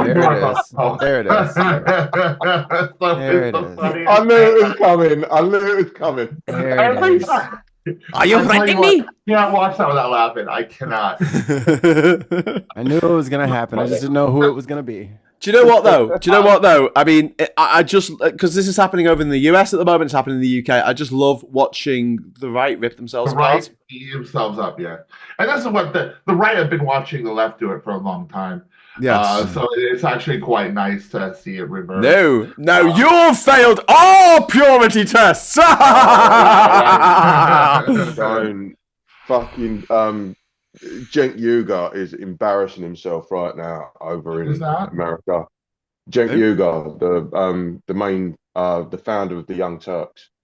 Oh right, did you see him? Isn't this the group on the internet who have got all Trumpy or something? Tell us more. He's basically doing like a right wing tour, just basically saying, "Oh yeah, we want to unite and fight the establishment." But his whole grift is that he's like realizing that, I need to go to the right because that's where the money is, and he's trying to He was at Turning Point USA. Yes, wasn't he? He's not wrong though, is he? He's not wrong. Yeah, he was. He sat there with maybe he's, oh my god. Maybe he's just fed up. Maybe he's fed up of being poor. Maybe he's just fed up of being poor. How is Mikey in your room, Scott? What is even happening right now? Hold on, I can. Jeez, I should have done that LSD before the show. Eventually, everyone ends up in Scott's bedroom. But you can leave your hat on. What's smiley face? I'm next door. That's amazing. It's come to get you, man. Amazing. It's come to get you. Excited. Very impressive. That is. No, did you see? He did an interview with. Is it Brian Tyler? Hold on, somebody's here. There's just someone else in my room. David. Yeah. Patrick David. Yeah. He's and he gave his argument. His argument appears to be that the Republican Party now has got rid of Mitch McConnell and all the original sort of conservative the Republicans, OGs. basically. Yeah. And that's a good thing, and that's what should happen to the Democrats next. That's what he's saying. That's not a but it's not what he's saying. He's like, bruv, I'm skint. No, he's just trying to exactly. Yeah. Can I have a couple of quid? Well, it's very similar to us accepting super chats from somebody trolling us, basically. Yes. If someone wants to pay me to insult me, they totally can. Quincy has just dropped €5 in the chat. Thank you very much, Quincy. It's very kind of you. Dunk take.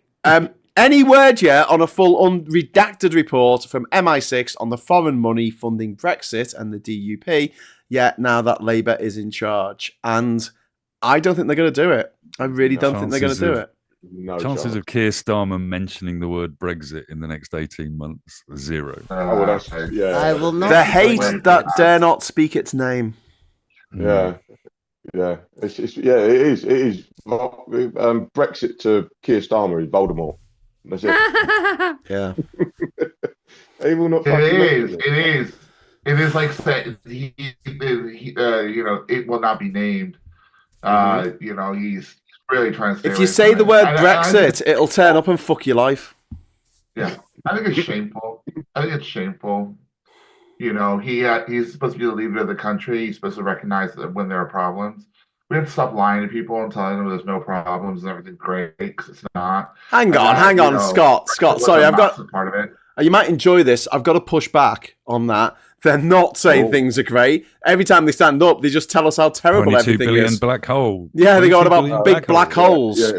22 billion pound black hole. Okay, but they also need to. But they need to recognize that Brexit is a massive part of that problem. Yeah, but the thing is, if we do that, then the people who have made Brexit a core part of their identity will go bananas, and it's millions of people. And that's the problem. And you know what? Sometimes, we maybe to take a leaf out of the Squid Games, which I watched recently. Yeah.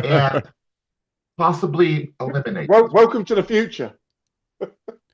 Yeah, I mean, they took themselves out, a few of them, during COVID, because they refused to get the COVID jabs that would have saved their lives, because, and it's all a hoax. We can go about our business as much as we want. It doesn't matter. And they listened to feckless celebrity nepo babies who told them not to get the jab, even though they blatantly got the jab themselves, because if they hadn't got the jab, they wouldn't have been allowed to go to Australia. Katie Hopkins. Who's the other twat? The one who started burning pride flags. Lawrence Fox, who's gone full on.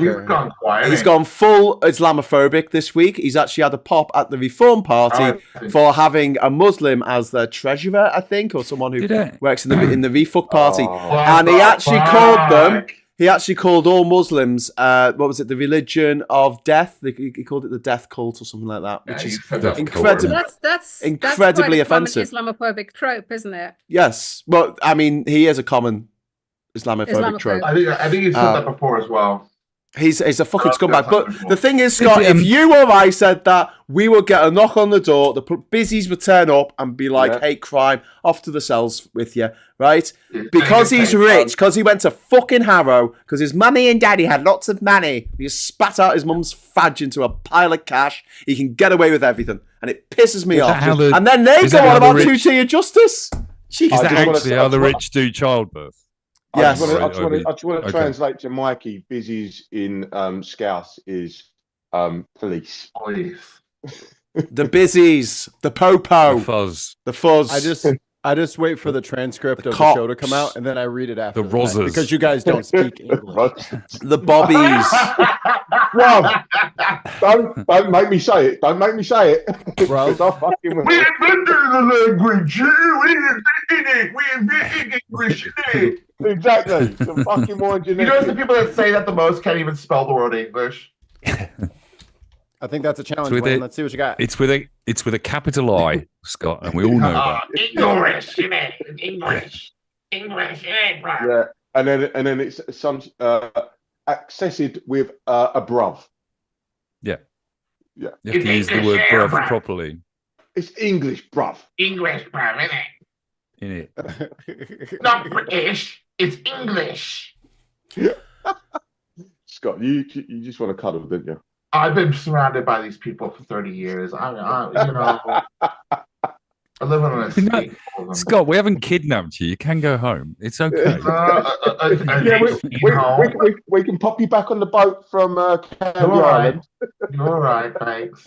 I've got a little bit of a poem, some lyrics to read out to you. Henry, look at her, a prisoner of the gutter, condemned by every syllable she ever uttered. By law, she should be taken out and hung for the cold-blooded murder of the English tongue.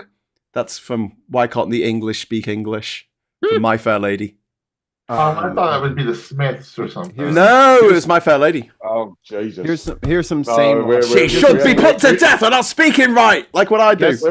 Guess who wrote this? We ain't getting no Morrissey on this fucking channel. Guess who wrote this tweet here? The reason top tech companies often hire foreign-born and first-generation engineers over native Americans isn't because of an innate American IQ deficit, a lazy and wrong explanation. A key part of it comes down to the C word, culture. Tough questions demand tough answers. Not C now, unit. who said that? Ramaswamy. Yep, that would be your America's favorite, Vivek Ramaswamy. Who's like, look, I'm not gonna call you Americans the R word, but you are, and I can't tell you that. So just trust me. I'm gonna bring in my friends from overseas, and they're gonna be your little, like, Vivek, slave masters. They're just gonna be your slave masters. Vivek made his money. He made his money by buying a drug that for Alzheimer's that had been rejected 4 times for clearance. And then he put his mum on the board, didn't he? And then he did a rug pull on the shares, basically, before the drug was even released into the market. Wow. Oh, yeah, he put his mum on the board to give it the nod. And then once it got the nod, he then just sold it. Yeah. Yeah. Became a billionaire overnight by not selling a drug. So there was a story about the anti-opioid charity that J.D. Vance set up, didn't he? And he got millions and spent it all on himself. And then one of the people who spoke out against Vivek Ramaswamy would be Nim Marata Randhawa, or Nikki Haley as she's known these days. Who spoke out against Vivek, saying, no, we don't want people from other countries coming here. A woman who has roundly anglicised her name, so that people don't realise that she's of Indian heritage. Funny that. Anyway, Andy Thompson.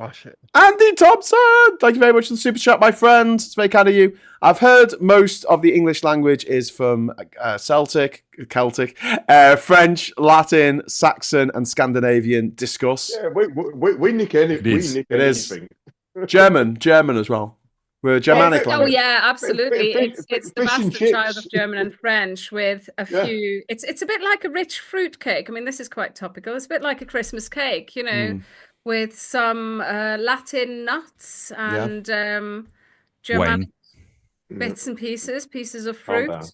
It's got some Latin nuts in it. I reckon so. Yeah. Well, no, but even like all like traditional sort of British foods like fish and chips, chicken tikka masala. It's all bastardized stuff that we've nicked from. Hey, even Scouse. Scouse is Norwegian. Scouse is the Lobscouse, which came across with the Norwegian. Courtesy of the Vikings. Thank you very much. We had a lovely Viking kingdom here. Well, that's when the country was called Danelaw. The bit that Liverpool's in. Bloody Danish people coming over here. There's bloody Angles and the Saxons coming over here with their ships. And then naming places like Ormskirk and Kirby and Kirkdale. Anything with a Kirk in. What about Cockermouth? What about Cockermouth, Cozy? Who named Cockermouth? I don't know that one. Scott, have you ever been to Cockermouth? He wants to be. I've heard of it, but usually it's something I There's a line. It's up the coast. It's called Cockermouth. I think it's near the Lake District. It's all right, mate. If you want to go to CO7, just outside of Colchester, there's a little place called Fingering Hoe. Fingering Hoe. Yeah. There's a street in Torquay called Daddy Hole. That's pretty cool. That's where Scott goes all the time. Can't argue with that. And Francisco says in the chat, I can't prove that Elon Musk's grandmother was Eva Braun, but I choose to believe it. Well, I can't prove that either, but I can say it. Elon Musk's grandmother was Eva Braun. Did you know that? Yeah. They ran away from Germany, went to live in South Africa where they could be horrible to minorities. Even though the most of the people in South Africa were not the minority. Anyway. Doc Davis is bragging because Doc Davis has been all the way to Cockfosters. You lucky bastard. No one goes to Cockfosters. You drive through. Nobody's been all the way to Cockfosters. All the way from Heathrow to Cockfosters. Anyway, someone has done it. Oh, Super Tiny's saying that he doesn't think that Scott needs advice from Graham or Wayne. So Scott, you're scot free. On what? Advice for what? Oh, here we go. Advice for what? George says English is the worst language in Europe, if not the world. English. That's from Rob's words. No, that was a quote. Another plug for Rob's words. Your metric for, not my words, Lynn. How do you define worst? Not my words. The words of Shakin' Stevens. Anyway, moving on. That's not his name anymore. What?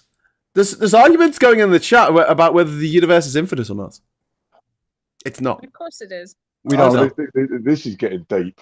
We don't actually know, but it's expanding, so it must be expanding. But I'm not being sued by Dr. Carrot. So it's finite. Theoretically, it's infinite, and no, it's not. We have no way of proving it or disproving it. No, if you start in one direction from Earth, right, and keep going for millions and millions and billions of years, very fast, you'll eventually end up back at Earth. In the same way that if you just walk north and keep walking in a straight line for a few years, you'll end up back where you started on Earth. But Mikey, get Landon on the phone right now.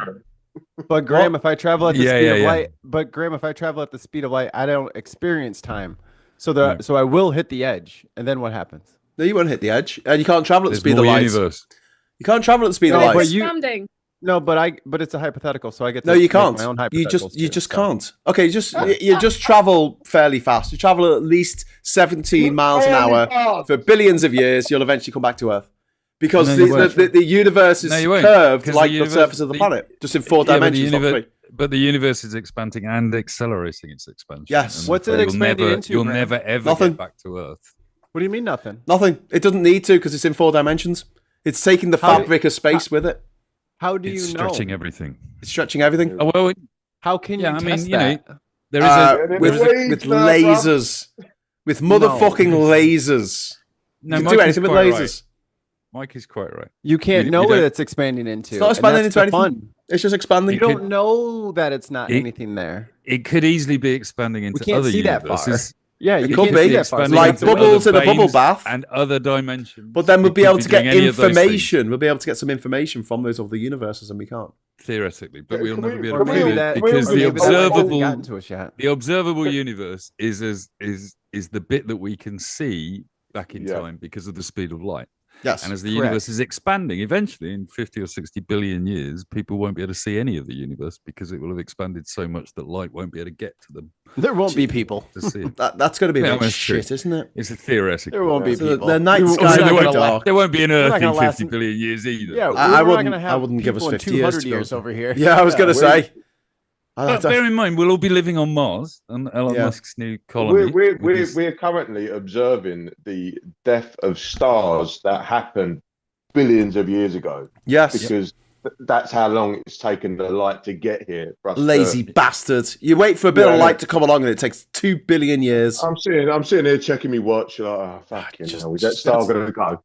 Since light does move so tragically slow, according to Graham's estimation, that's why I'm curious as to why he knows what the universe is expanding into. Since we're still waiting on the light to get here, it might be there's no light there. There's no light there because there's nothing there, Mikey. There's nothing there. Yet. You don't. It's not expanding into anything. It's just expanding.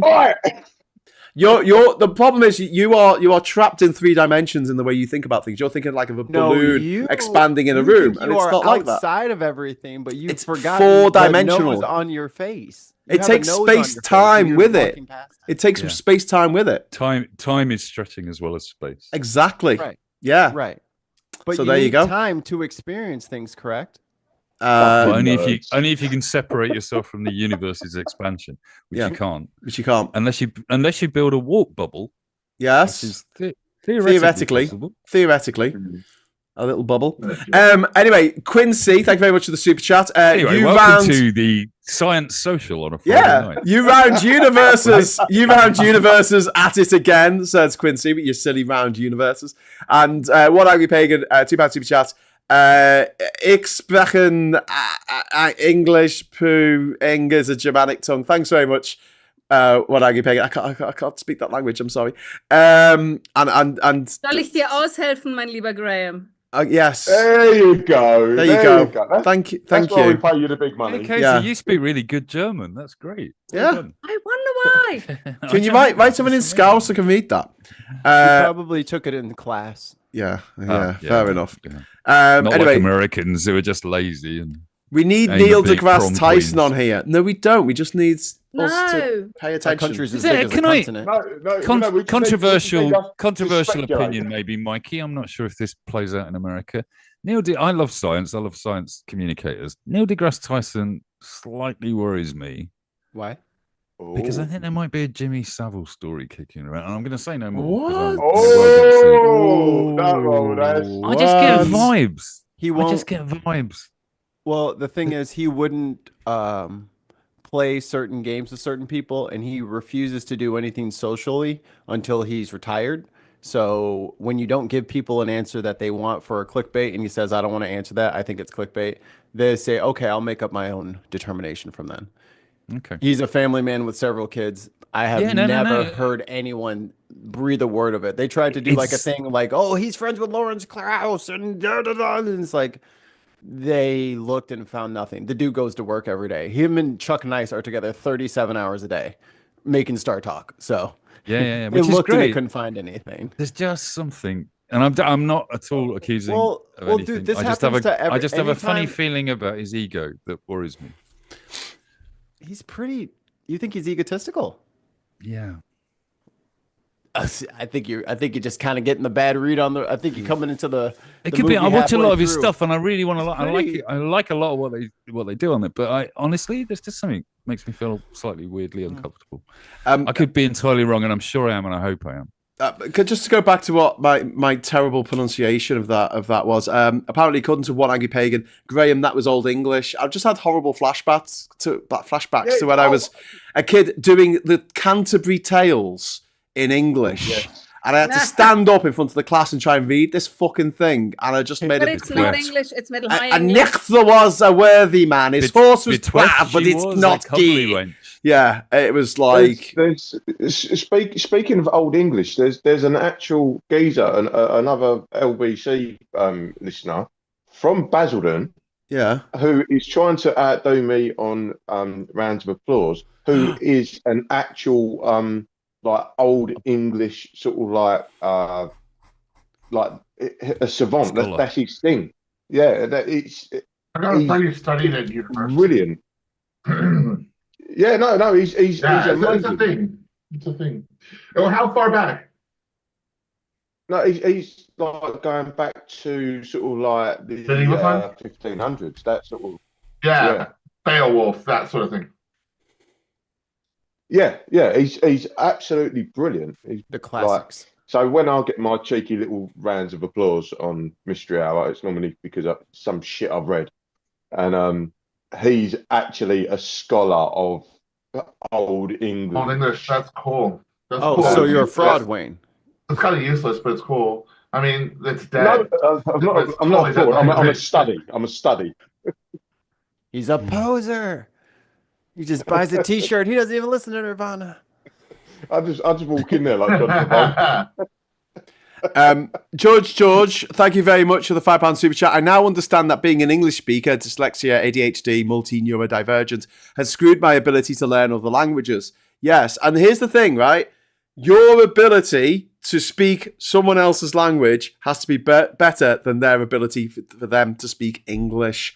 And as you travel around the world, it's very difficult to be put in that situation because my French isn't that good, my Spanish isn't that good, and people will just give up because they just want to communicate. They haven't got time to sit there for 3 hours while you try and get a sentence out in their language and butcher it. Is that a thing? Graham, is that a thing? Because I have a real vested interest in learning Spanish because I have a Spanish grandson, and I just cannot do it. I've tried so many different ways. I've never been good at languages, and I'm wondering if it's the ADHD thing. Have you tried kid shows? It's course knowledge. Once you get something ingrained within you, it's very hard to train it out of you. Because I've got a friend who's learning Japanese at the minute, and Japanese is like that's the hardest language to learn. No, it's not. I've been studying Japanese for like over 20 years, so calm down. I didn't know that. I thought Japanese was the most difficult. Chinese is harder. At Chinese least is tonal. definitely harder. Oh, Chinese. Oh, it's a Chinese. Sorry, It's tonal. There's no tones in Japanese. Japanese is pretty straightforward. It's different, but it's pretty straightforward. There's a little bit of intonation, but it's nowhere near as difficult as other East Asian languages. It's really not that bad. And the grammar is piss easy. It's a complete doddle. What's difficult is that you have 3 different writing systems. Don't try to count anything because it's a nightmare. But let me talk to you about learning languages, because that was my bread and butter for 25 years. I've taught 4 or 5 languages. Which 5? First of all, languages are poorly taught in the UK. Certainly in our generation, they were appallingly badly taught. There was a whole experiment in the 70s and 80s of, full immersion, which is good, but no grammar teaching, and also no English grammar. So you don't understand the meta language. You don't understand what is a verb, what does it do in the sentence, what's a noun, what does it do in the sentence. You do not have the basics. If you are not a natural linguist, and I say that very much in inverted commas, so somebody who just listens and copies like babies do to absorb the language by osmosis, and the older we get, the less likely we're going to do that, then it helps to understand grammar and to treat it like a science or like engineering. I had one student who was like in his late 30s studying German with me. And he called German a Lego language. And he explained, when the first lesson, I asked him about his experience of learning languages, and it was 0. He had never studied a language before. He was really apprehensive. He was really worried about it because he just didn't think he could do it. And he was like, he has this very mathematical brain. And I taught him German like it's engineering. I told him, here are the tools. Those are, your raw materials. Here's your nuts and bolts, and that's how you put them together. And the same is true for Spanish. And Spanish is really logical and actually quite straightforward. It's better than English. Sit down together with you and talk you through the nuts and bolts. I like Spanish because it's all. I'd really appreciate a conversation about that, Cozy, because I think you're absolutely right. I fundamentally believe that when you get into a lesson of any sort, any description, and I've tried various different methods, they start talking about adjectives and pronouns and things like that, and you don't know what they are.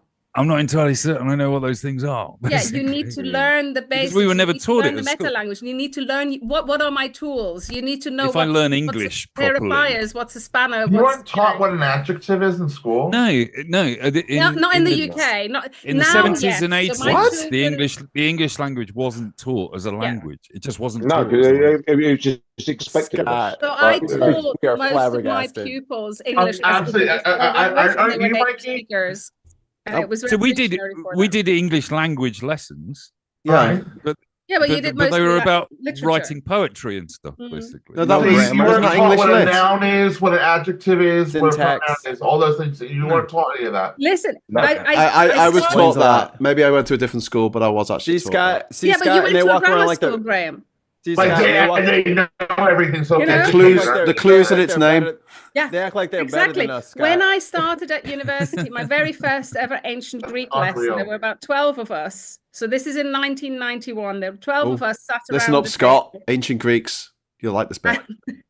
And the professor says, who here knows what a noun is? And not all, but a number of hands went up. A person, place, or thing. Who knows what a verb is? And about half the hands went up. Yeah. Who knows what an adjective is? I was the only one. Who knows what an adverb is? I was the only one.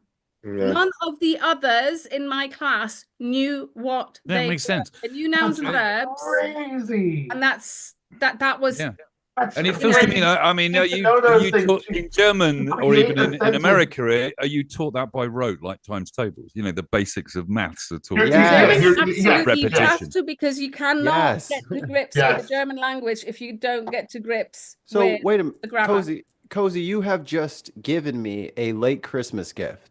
Oh, You're telling me Wayne has been talking shit about my American accent and the fucking Brits don't even know grammar, kiss my fucking American ass. English is basically Germans trying to speak Kissing is a English and verb, screwing it up. an ass is a noun. So,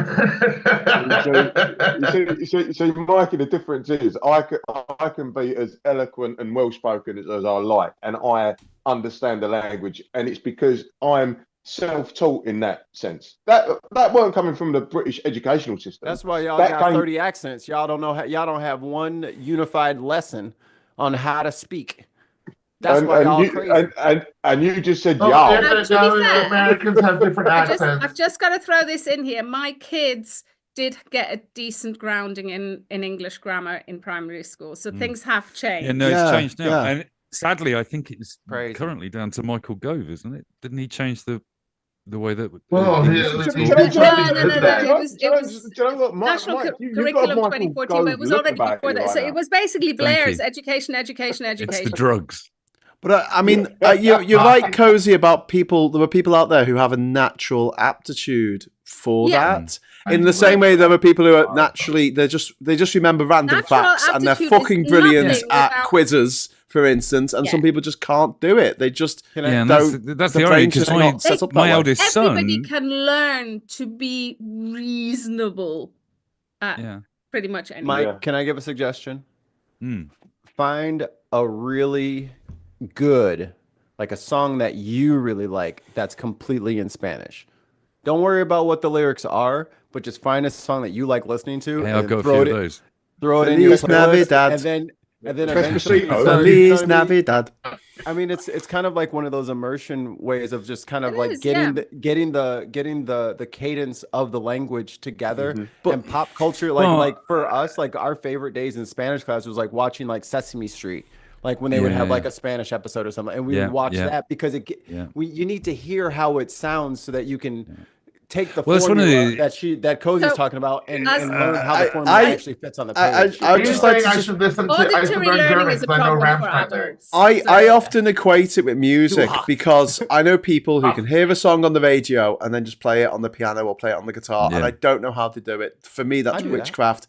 I've studied music when I was a kid. I can read music. I can look at a note and know which button to press on the piano, right? Key to press on the piano. Clever. Based on because that's just using my memory, right? And I can learn a piece, and then it's sort of like muscle memory because I know where to go next with my fingers.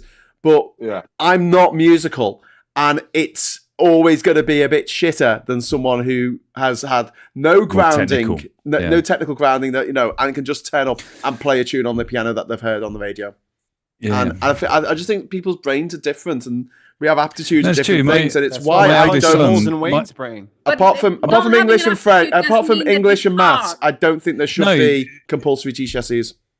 Anyway, I agree, Cozy. There must be a way for me to do this, but just on absolutely, Mike. There absolutely just on Mikey's point, I've been learning Spanish nursery rhymes with my grandson who's 3, and all of those words and sentences stick in my mind. I absolutely know how to talk about dogs and princesses and castles in Spanish because I've learned by repetition, which ultimately is what nursery rhymes are there for kids anyway, isn't it? Is to exactly. And what Drago is dragon, and Castillo is castle. I think, is that right? Castillo. Yeah. Castillo. And caca is poo. It is. Yeah. Or kanga. Toro is bull. Yeah. I have a horrible feeling I'll just stick at the learning of a 3-year-old, and I'll walk into bars in Spain and start going, ha caca. Vendetta says, tell Mike to get Gabriel Weiner's Fluent Forever. Gabriel Weiner's Fluent Forever. We'll teach you basic syntax, and what you need to do next is get your head around what nouns are and do, and what verbs are and what they do. So go back and learn English, is what you're saying. Literally, I don't know that stuff. That shocked me. Because Scott, think about how hard it is to conjugate right now. Well, you just talked over me. That was the only talking. Sorry. So Scott, just imagine how hard it would be for him to conjugate verbs, like boot verbs and stuff like that, when he's trying to figure out which word is the verb. What language are you actually speaking now? What is this conjugation you speak of? Yeah, that's what I'm saying. You have to learn the meta language. Yeah, right. And once you get the meta, it's subject terminology of language learning. First you get the meta, then you get the money, then you get the women. Oh, Jesus. Said Mark. Is I that a don't Mark want the women. Zuckerberg quote? I just want the money. Do the women have brothers? First you get the Scott wants to meta, know. then you buy a wife. And you get Yeah. then you get the women. Then you rub your hands together. Yeah. I love that. While we're talking about etymology and language and things, in the chat they're still having a conversation about metaphysics and physics and whether the university. It's why I changed the name of the show from the what was it, the politics social to the Friday night social, because I know that we don't ever keep on topic and we just go off random tangents in every direction, tangents as far as the eye can see. Let's list our I can safely say I've genuinely learned something tonight, and I feel like So have I. start a new language journey. This is like an episode of This is like an episode of South Park. I'm gonna go into the barbershop tomorrow, and I'm gonna ask the barbers if they know what a verb and a Conjugate a verb, you bastards. Conjugate the verb to go. Scott, what you need to do is you need to do a little case study in your barbershop. Yeah. And like say, do you know what this means? Bring some Do you know what a flashcards. noun is? Bring some flashcards. Like, okay, which one is the noun? Okay, which one is the adverb? Okay, so Take the word stock. Is this a noun or a verb? Okay, Take we're a gonna have game a of list Scrabble here. with you. Okay, here's What- all the all I- prepositions. All I remember from post-imperial British education is that they said, so this is the English language. Everybody in the world speaks it because we used to fucking own the place. It's the language of business. Yeah. I'm going to bed, guys. Language. I love of- you Okay, all. Scott. Love you, man. I do. I love you. I'll all. see you in 2025. I'll Yeah, see you Happy in the New Year. I future. hope you guys had a wonderful Christmas, by the way. Scott, Yeah. I haven't asked anybody. I really hope you all had a really good Christmas and have a wonderful and happy New Year, Scott. whatever you're doing that night. And I'll see you all next year for sure. All right. Scott, I've got a Scott, you're my massive hug adjective. for you. You're my Massive hug adjective, for you. Scott. My your vibe. Okay. You're my adjective. He's now going, I can he's speak now Gen going to Z bed as with well, bro. going to bed Get with a me. semi. You get me. Skibbity toilet, my brother. Skibbity toilet. Good night, guys. I love you. Bye. Good night. Good night. Good night. Good night. Bye. Would be funny if he accidentally left his mic on and we could just hear him shuffling around his room. Anyway, moving on. Quincy, thank you very much for rescuing me there quickly with the super chat. Yes, but Friday social is like a bunch of mates talking shit in the pub. It's fun. Yeah, that's basically what we're doing. We're talking shit in a That's pub. always been the plan, hasn't it? Are you a musical, Mike? Always, Mike, yeah. are you musical? Can you play instruments and things? Me? Yeah, No, not at all. You look like you should be. Yeah, You look I know, like you that's- played the keyboard in a 1980s synth band. I entirely stopped at the. I looked like I could play music. and Yeah. that's it. Well, you Never could have actually done, because did in the 80s, literally you just press one key and then I'd have it been would, fine. it would just play I'd been the fine at that. Yeah, demo as track long or as you- something. As long as you know where C, D, E, and F are, you're golden. Yeah. The yeah, definitely. But you were talking about a thing about music. Like I can play some tunes on a piano, like just the melody, not the chords. But literally, I run out of memory of where my fingers need to go to the next key, so I can only play like a certain amount of any. I can play "God Save the Queen" and rubbish like that because I just sat there banging away at keys until I got it. But because you're trying to left brain it, and it's not a left brain thing. yeah, it's not music. Yeah, But with music as well, you got to keep doing it. Like I used to be able to play the whole of Bohemian Rhapsody on the piano, like all of it, and now I can't. Because I haven't practiced it enough. You don't use it, you lose You it. don't use it, you lose it. Exactly. It's not like riding the bike. Exactly. It really isn't. Looking at that, has anyone seen the YouTube adverts for that really annoying British guy that says, "I can teach you to play the piano in 20 hours" or something? Have you seen those ads? Yeah. All right, so And I'm like, always fascinates me because it comes up no basically- end in my feed, right? But I They saw know. a YouTube video the other day about this guy. Apparently, it's a front for Scientology. Yeah. What? Yeah, What? he's got absolutely no musical. He does not play big concerts at all. The videos are all edited What? to look that way. And then once you sign up for his course, he introduces Scientology to you. Hey, give me your address and your credit card number. I'm totally going to teach you how to play guitar. AKA, I'm going to track you senselessly forever. So basically, the geezer's sort of like punting out, like he's just doing power chords, which is just like, let's just work out the little triumvirates of these particular chords, and I can teach you how to play anything. It's like, well, and then when you're no good at it, he says, you need to go to the next level, and the next level involves a little bit of money. Yeah, it's very much like Alcoholics Anonymous. It's the same gig. Sorry, I was going to say something, but it doesn't matter. And people are arguing about religion now in the chat as well, so we're going to leave that for the moment.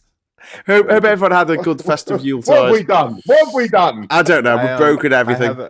I have an. Can I just object strongly to being compared to Richard Stilgo in the chat? I'm sorry. I mean, I'll tolerate quantum physics. But Mike, Richard Stilgo, we need to do the same thing. You know about this guy who was like teaching people how to play the piano, but was actually a front for Scientology. We need to do the same thing to entice people onto our side of the political divide. Yeah, what you're suggesting is we need to start a cult, and I totally agree with you. Cult, thirst traps. Right, we need thirst traps. I need to get more sexy. I need to get and mainly aim at vulnerable people. I need to get going through a crisis, as all the people in the chat, particularly Russell Cannon, who thinks I look like Richard Stilgo, appear to be going through a bit of a crisis at the moment. Yeah. I can't tell you how angry I am about that comment. I'm sorry. And he didn't even pay. It wasn't even a super chat insult, Graham. That's what I'm saying. Which one? I think Russell Cannon. You clocked it. What did Russell say? Cannon. He's saying I look like Richard Stilgo, and I think you should ban him from the chat permanently. Who is that? I don't even. Who's Richard Stilgo? I don't know, but it suggests that Russell is as old as me, because Richard Stilgo was a guy that eloquently talked about That's Life on the Esther Ranson TV show. He would sit there at a piano and make up topical songs. Oh, he's still alive, mate. He's still alive. I think he possibly is. I think it's just the hair and the beard, mate, more than anything. I'm just deeply offended. Really? I mean, he's not comparing you to Jimmy Savile. I'm really not. It could be more. It could be worse. It could be worse. A bearded Jimmy Savile would be more upset. He was born in Surrey, but he was brought up in Liverpool. But he went to Liverpool. He went to Liverpool College, so he's privately educated. I'm going to have to add him to the fucking list now. All right, you guys talk amongst yourselves while I add Richard Stilgo to the fucking never-ending list of fuckers in the public eye who went to fucking private school. This is a list that you created yourself. Yes. And now you're going to have to live and die by this. I've made a rod for my back. That is what I've done. When it turns out everybody but you went to private school, and you have to create this enormous database of the rest of humanity. No, it's not the rest of it. It's just everyone who gets to be on the telly. That's it. I want to be on the telly. I'm not allowed to be, apparently. Everyone's going to be standing around you, just pointing at you. I am allowed to be on TV if I'm prepared to work for free. That is the difference.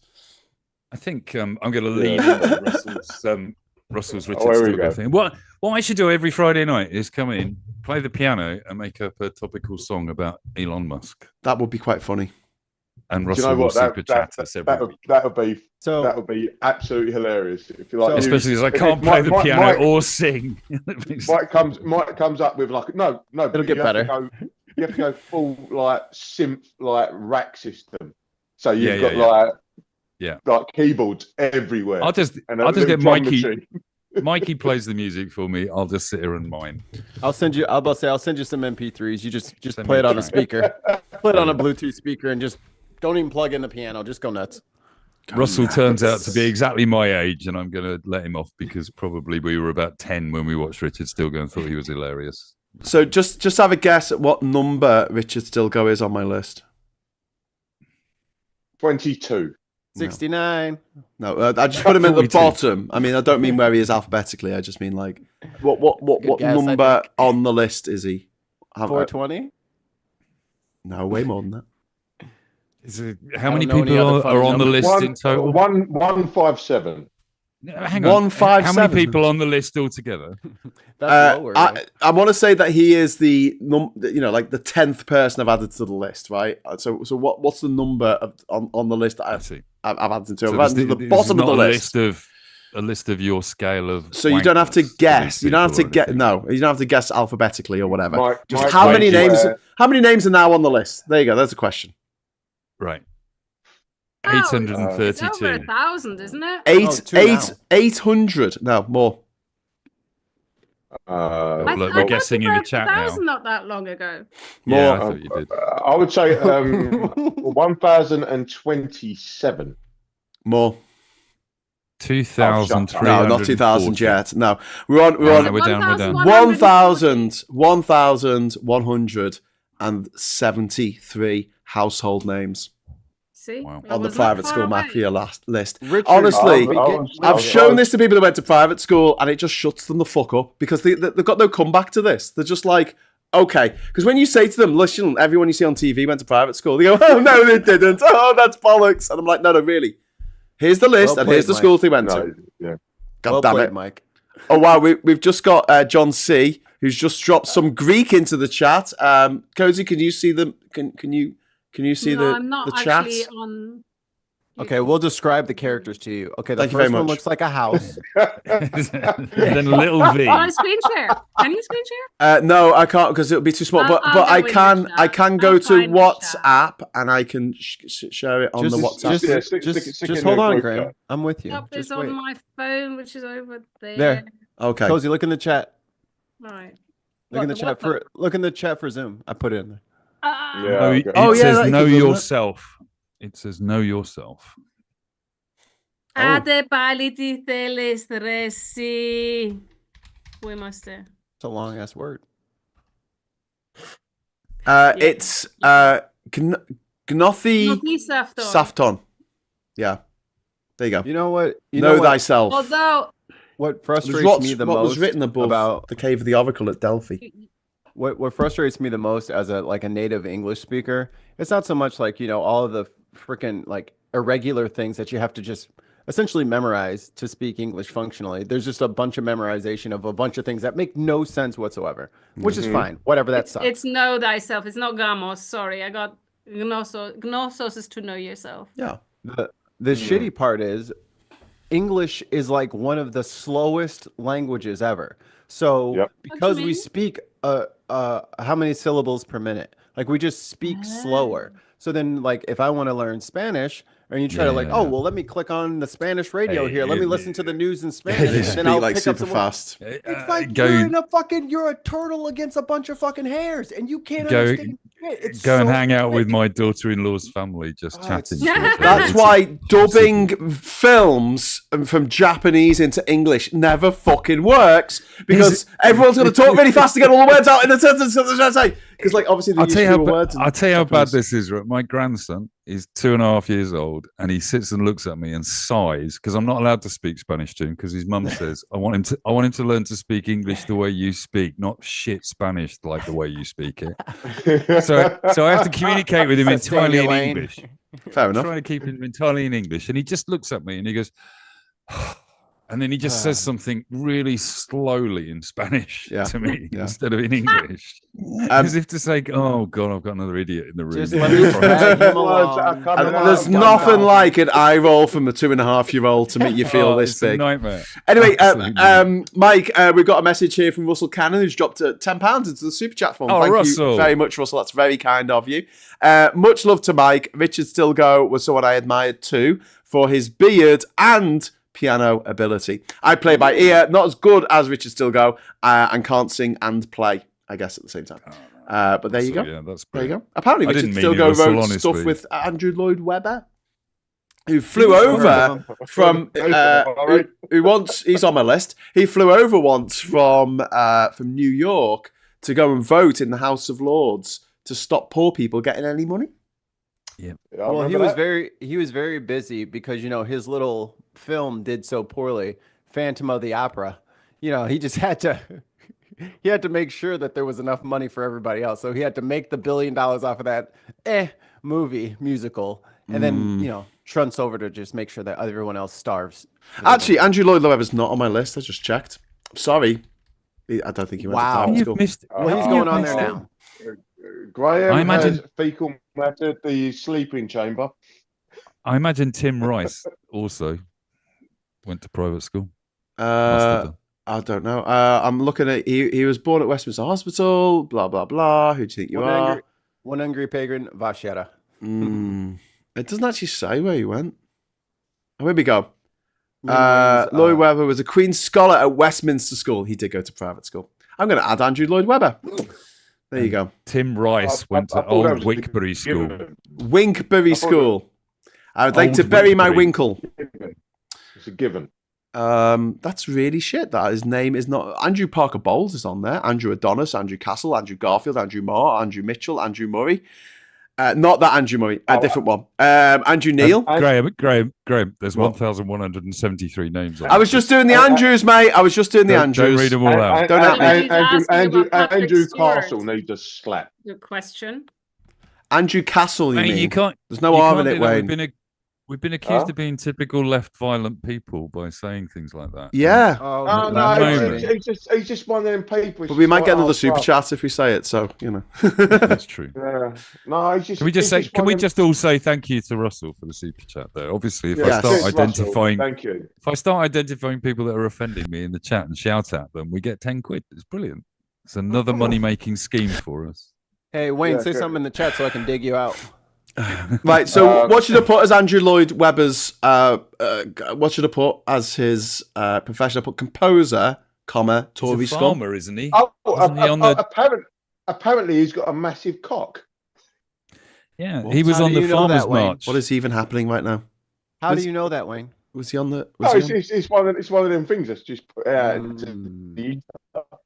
Oh, hang on. Oh, yeah. I've got Tim Rice already. St. Albans School, lyricist. I've already got him on the list.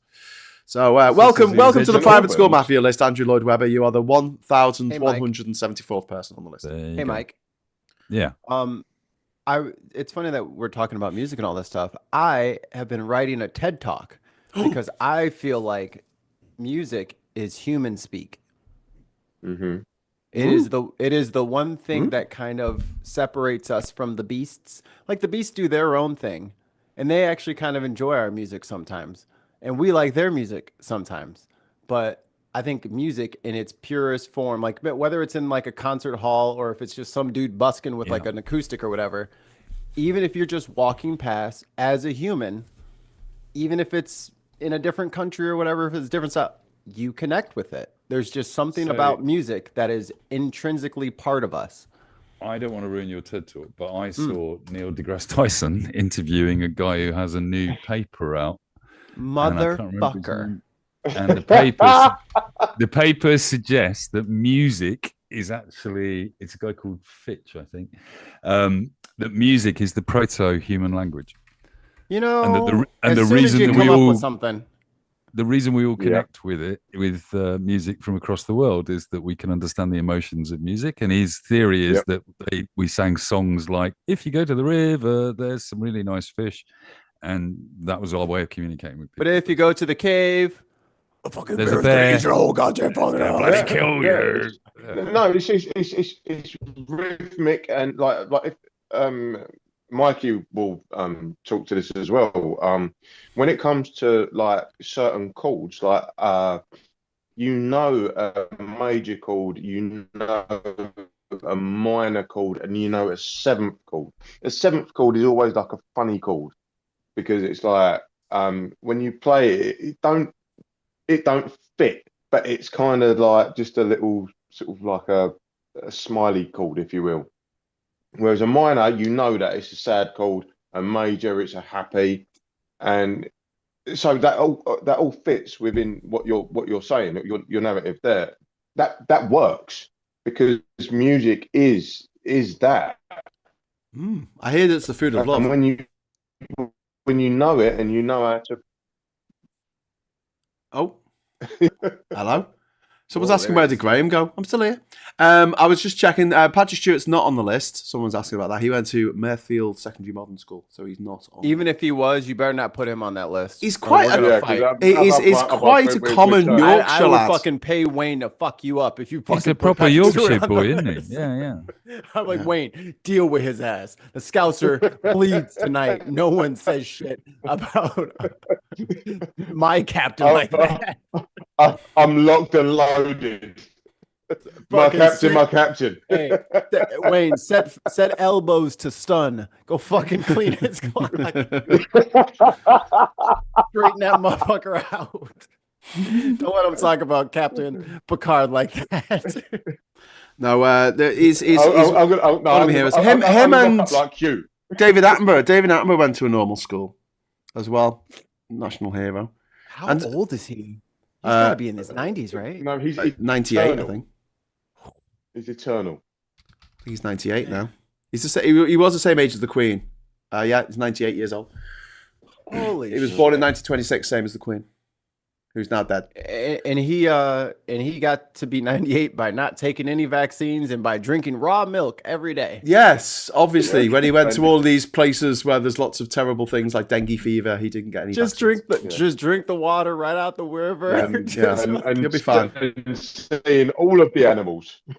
Yeah. Because it's not like humans have been fighting an arms war against an arms race against germs since the dawn of time or not. Jesus. I honestly believe a lot of people are on the germ side. Yeah. Like they're actively lobbying for like COVID and like infectious diseases. Like they're like, no, man, this disease has potential, and if we just spread it, it could be good for us. Like, I'm like, whose team are you on? They're on Team COVID. They're on Team Death. COVID jerseys. Let's face it. It's a very simple evolutionary mechanism. We want to make sure we don't overpopulate the planet. Mitochondria still a little bit of wiggle room, but we want to start. Mitochondria is effectively a germ, isn't it? So. Yeah. So is language if you package it right. Mm-hmm. Oh, well, we are really getting into the weeds today, aren't we? Yes, we are. Modern English, Old English. Name your poison. But yeah, I just think that like we could, in general, as humans, we could be doing a lot better than we are at the moment, and we're not. Way back in the 1980s, it makes me sad for David Attenborough. Sorry? Way back in the 1980s, my dad used to say the next world war will be fought against microbes. Microbes? Who's microbes? Or pathogens, viruses, bacteria, micropathogens. I mean, it puts Mikey Famine's name into context all of a sudden, doesn't it? Microbes. 2025, I'm changing my name to Mikey Pestilence. You wouldn't want to go to war with Mike Dix. Whoa! I need that on a T-shirt. This sounds like WrestleMania next year. We've gone through quantum physics, the origins of language, and now we're on to dick jokes. Yeah, so. Billy Kershaw says that penicillin is woke. Can't disagree. No, it's true. Oh, you woke penicillin takers. Mike, I was going to tell you, Shalma NYC. Hold on, wait. Shalma NYC is like a little New York round white kid, but he speaks out of 16 languages. You've probably seen clips of him around. He's a what do they call it when you not a polymath, but it's like a polymath. Polyglot. Polyglot. There you go. Yeah, polyglot. Yeah. So he'll like go to his Mandarin is almost perfect. Like I've seen him. He's really good. So he'll go to like, he'll have his little GoPro on like a little stand or whatever, and he'll go to like a very, very everybody only speaks Chinese restaurant. And then he'll sit there and be like, I'd like to order. And then say, oh yeah, what would you like? And then he goes, and then he just lays out the whole menu in perfect Mandarin, and then it's that the light bulb comes on for everybody, and they're like, "What the? This white guy just speak Chinese to me. Yo, what's up with white bread? You hear this shit? White bread is killing it. You know what? I have a reverse of that in Wayne my speaks no languages. in my area, right? My local Chinese takeaway, right? You walk in there, and my man is like, "You what, bruv?" I'm like, what? Very first time I walked in there, and I just thought, like, this is so surreal. He's like, "Yeah, you all right, bruv? How you doing? Like, do you want a beer?" Like, "Yeah, all right, Kushte, yeah." Like, Meanwhile, back in the States, I'm talking to some kid who's from fucking Chicago. I'm like, "Shusha, ni hao ma? Can I have the exactly.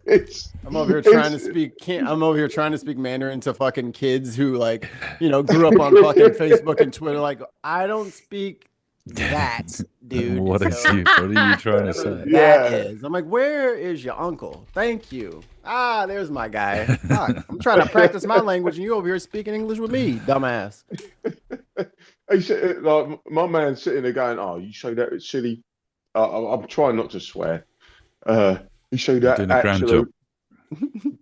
You say that absolute. Billy No Mates just park across the front of the shop. I'm like, yeah, that's like, how can you just get away with it? He's like, yeah, I want to go out there and I have a tear up with mine. And I'm like, bro, I'm sitting there having this back and forth about, like, some geezer parking across the front of his shop, and the way he's coming across, like, and his name is Steve. Sure, and, it is. Yeah, and like, it is now. No, it's always. That's always been his name. Most Chinese people have an English name as well as a Chinese name. I hate that other people from other countries come to America and they feel like they have to hide and pretend and, like, my name's too hard to pronounce, so I'll just my name's Steve.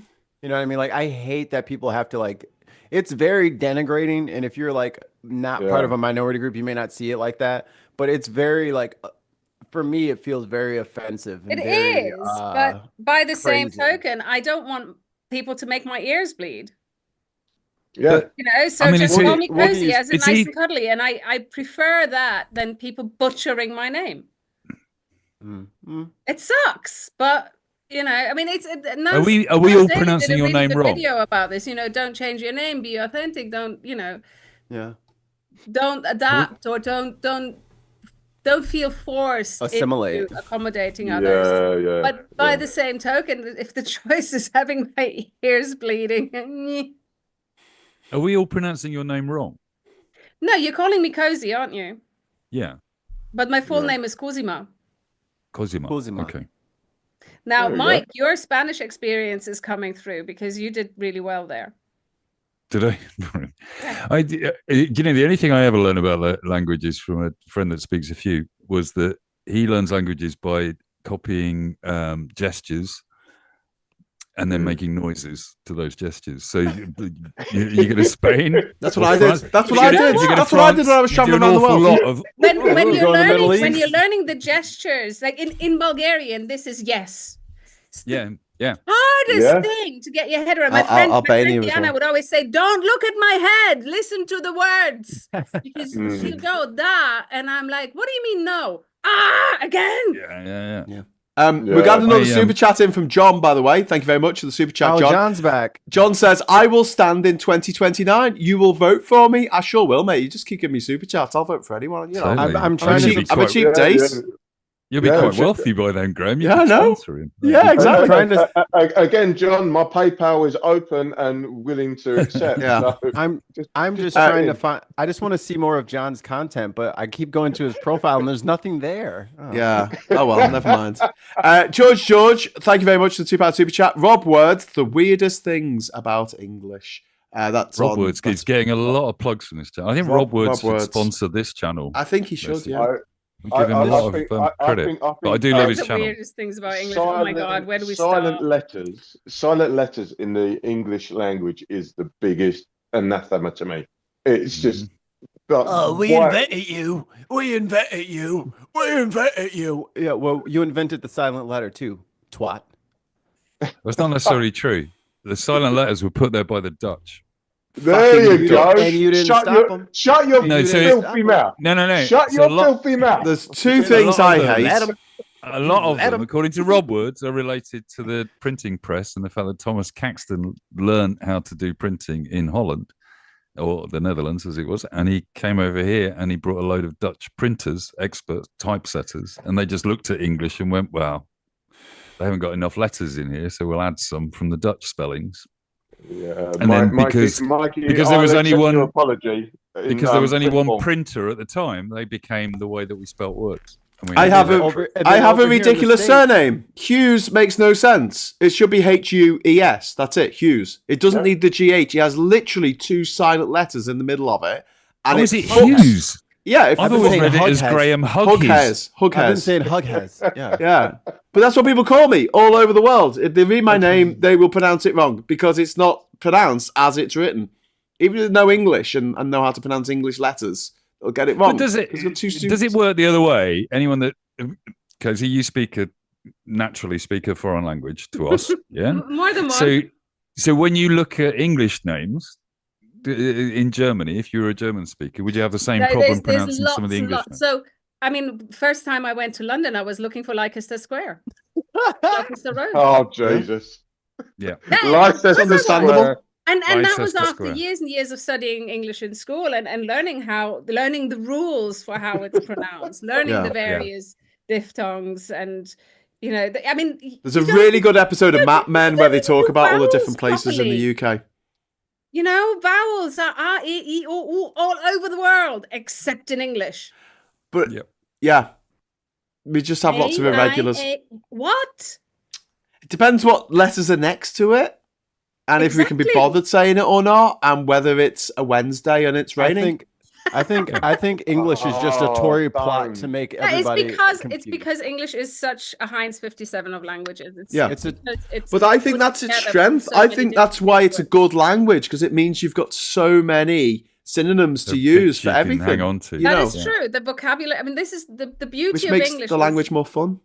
That the grammar is, you can get on with speaking English with fairly basic grammar. If you really want to get good at English, it gets complicated. But you can get on with it with fairly basic sentences. And then you've got this huge volume of vocabulary to pick from. It's beautiful. It's like we're one of the few countries in Europe that doesn't have some institution to reinvent words. No, or not only that, to regularize it. Can I just say that? I suppose you've got the Oxford Dictionary, but other languages have got things that are annoying and like make no sense. Like the Irish language, things are pronounced differently depending on the context of the word. No, they are. And then you got the French. The French. Gaelic. Yeah. The French Gaelic language. is so pretty. Okay, what's Gaelic? Abiento? Say goodbye. Oh, okay. Fuck off. You don't pronounce the T. All right, see you, Wayne. I love it. Just shouted, "Oh, fuck off," and then disappeared. Abiento, but then you say wheat. You pronounce the T on a 8 because if you don't, you kind of pronounce it a little bit because if you don't, it sounds like we. Yep. Cool. Or differentiate, but French. That's why English is so screwed up because it's a child of French. George says English is a bogus language. No offense, it's bogus. I wish I would have grew up speaking anything but English. Like, give me Japanese, give me Mandarin, German, something. English is just, especially American English. It's just such a hobnob of garbage. Yeah, but I like that, and also it's good for making yourself understood around the world. It just is. Yeah, there's a lot to be said for it. I'm also a big fan of Esperanto, but then I started learning it and was really disappointed. I think that it's very difficult for people who don't speak a different language like French or so. Say they're German and they're trying to speak French and they speak it very well. If they fuck it up just a little bit with the pronunciation or with the verbs, the adjectives, the changes, the person they're speaking to isn't going to have a clue what they're talking about. Whereas English is a lot more forgiving. Yeah. So if people say I go cinema yesterday, you still get it. Like what it doesn't. It's not gobbledygook. But in French, if you said that exact same thing, it would be gobbledygook. I'm talking about it from the other. I'm talking about it from the other side of the coin, though. But if you're trying to learn English, there is so loose of a rule set and so many different players in the game that it's hard to learn. But aren't you glad you didn't have to learn it that way? Mikey, as somebody who's been studying English for almost 50 years. You're not that old. That's impossible. Oh, bless you, sweetheart. You can start. You're very kind. And I didn't wrap it, but it's all yours. I'll take it, baby. No, you can. If you really want to be academic about English, and you can study it forever. Although a lot of English people will say, "I'm a native speaker, therefore I know it," and that's sort of the attitude, which a Japanese person would never say. Never in a gazillion years. They would always consider themselves a student of the language, even as a native speaker. Okay, yeah, that makes sense. But that's just an attitude thing. That I don't think that's unique to the UK. I think that there are a lot of people who go, everything I need to know about the world I learned at the age of 6, and that's it. And if, they go through the whole life not wanting to learn anything, and they make it a big pride thing, which I think is really weird. But there you go. But yeah, I get what you mean. Like English people could do with learning languages better, but we need to do it when kids are really little, and we just don't. I swear. But I also think this fucking phone. Cheers, Wayne.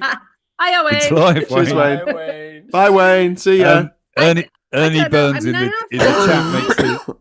When I was a teenager, I made friends with a really, really lovely American actor who was touring Germany, and he was trying desperately to pick up a bit of German. And the moment came, of course, I saw him coming a mile off. I went, "Oh, you're American. I can practice my English. Yay, great."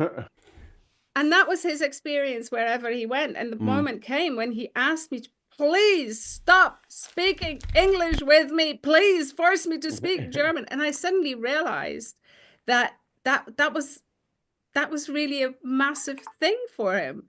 Yeah. So I as much as I'm critical of Brits in particular, or Anglophones, because it's the same all over the world, for not learning other languages, because I think it's good very for the soul to learn another language. Yeah. I think it's difficult because if I talk my shit French to someone in France, somebody will they'll reply in English. They'll reply in English because they're like, I can't, mate, I've got things to do. There's a queue of people who are waiting to get a fucking bagel. I get that in Spain all the time. I haven't got the time to deal with this shit. Just tell me what you want in English because I can go get it. Yeah. Tapas. But tapas. then, I've done that to German people because, of course, I hear them. My favorite from their accent, and I just turn around and answer in German to them. And Cozy, I have a question. I've got a question. Right, you're German, right? So you go on holiday and you hear the sound of someone else speaking German, and say you're in cross the road and run. That's so weird. That's something the Germans do. Like, if a British person is another British person, they'll be like, "Oh, hey, mate, what 40 teams do you support?" And, they're suddenly best friends for life.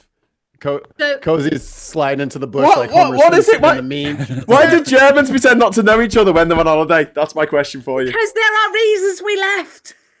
I don't want to meet other Germans. Okay, but fair seriously, enough. I mean, even as a student, I was hanging out with a lot of Greeks when I was a student. I was actually secretary of the Hellenic Society at the university. Cool. And the Greeks, they formed their little Mikrielada. They made their little Greece, like their little Greek society. They had the weekly Cafe Neon, and they went to the restaurants together, and they spoke in Greek all the time. And I always felt, I wish the Germans could be a bit more like the Greeks, and the Greeks a little bit more like the Germans, It's never good happy medium, like acknowledge. It's never good when collections of Germans come together in Europe, though. Mike! I have a reputation. I just got told off for making a joke along similar lines. Anyway, don't do that anymore. They don't do that anymore. They let the lesson. Some are trying, but they're not winning. So, George, thank you very much for the £2 super chat. English is a bogus language. No offense taken, mate. And then George, again. I just want a spelling system that makes sense. And it's my big bugbear with English is that it isn't phonetic in any way, shape, or form. Yes, when it could be. Big problem. It totally could be. It would be really fascinating. I was thinking about this today. It would be really fascinating to write English in Hangul, in the Korean writing system. Okay. Don't the shapes in Korean like mimic the shape of your? Oh, hang on, Wayne's got to swear again. There we go. Writing system. There we go. Wayne, that's so smart. That silhouette approach is gorgeous. Do that. Tell us. Oh God. No, Your internet's fucked, mate. We can't hear what you're saying. No, my phone is piggybacking off my laptop, which is. It's fucked, mate. We can't understand what you're saying. It's blatantly not working. Apparently, you want a piggyback. I can't give you a piggyback, Wayne.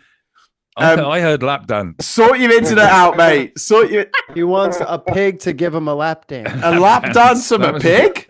Why would you want that? Wayne, your internet shit. Sort your internet out, mate. It's just a Tory thing, isn't it? 50p in the meter. I don't know. Wayne, as ever, has just wrapped up the conversation by reminiscing about David Cameron at his private school. Lap dancing with a pig. Lap dancing with a pig. You bunch of cunts. Oh, Wayne! Oh, no. Oh, my God! Look at him trying to run away. He just turns up with his shit internet to just demonetize the channel and runs away. Typical Tory behaviour. How is it the only word, Bastard. the only clear word that his internet will let through? This is how I make my money, Nobbed. I don't turn up when you're working and then pull all the fucking, insulation out the house. How dare you say that on Elon Musk's internet? I don't know. Right. We're going to have to wind up because it's quarter past midnight, peeps. And it's been a long week. I should go to bed. We should all go to bed. You're watching this. Go to bed. It's past your bedtime. It's 6:15 p.m. But honestly, thanks so much. Sleepy. Thanks so much for joining us. Big shout out to Wayne and to Mike and to Scott, who left us there, but his spirit remains. And Mikey and Cozy, thank you all so much for coming on the show. Thank you, everyone in the chat. Thanks for the super chat, especially John, you absolute legend, mate. Thank you. Let us know what party you're going to be standing for, and I'll definitely vote for you, even though I'm probably not in your constituency. Johnson. I'll be back in the morning with Morning Brew at 9:30, especially Saturday. Wide Awake Club. Saturday Brew. And until then, I'll say thank you for watching. Give us a like on the way out. And until next time, hello, good evening, welcome, and goodbye. Bye.